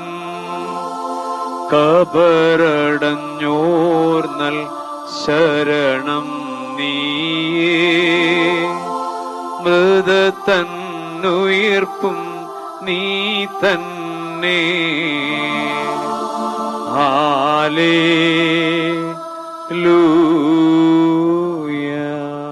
പരിശുദ്ധ പരമാദിവ്യകാരുണ്യത്തിന് നേരും ആരാധനയും സ്തുതിയും പുകഴ്ചയും. പരിശുദ്ധ പരമാദിവ്യകാരുണ്യത്തിന് നേരും ആരാധനയും സ്തുതിയും പുകഴ്ചയും. പരിശുദ്ധ പരമാദിവ്യകാരുണ്യത്തിന് നേരും ആരാധനയും സ്തുതിയും പുകഴ്ചയും. അമ്മയോട് ചേർന്ന് നന്ദി പറഞ്ഞ് പ്രാർത്ഥിക്കുന്നു. നന്മ നിറഞ്ഞ മറിയമേ സ്വസ്തി.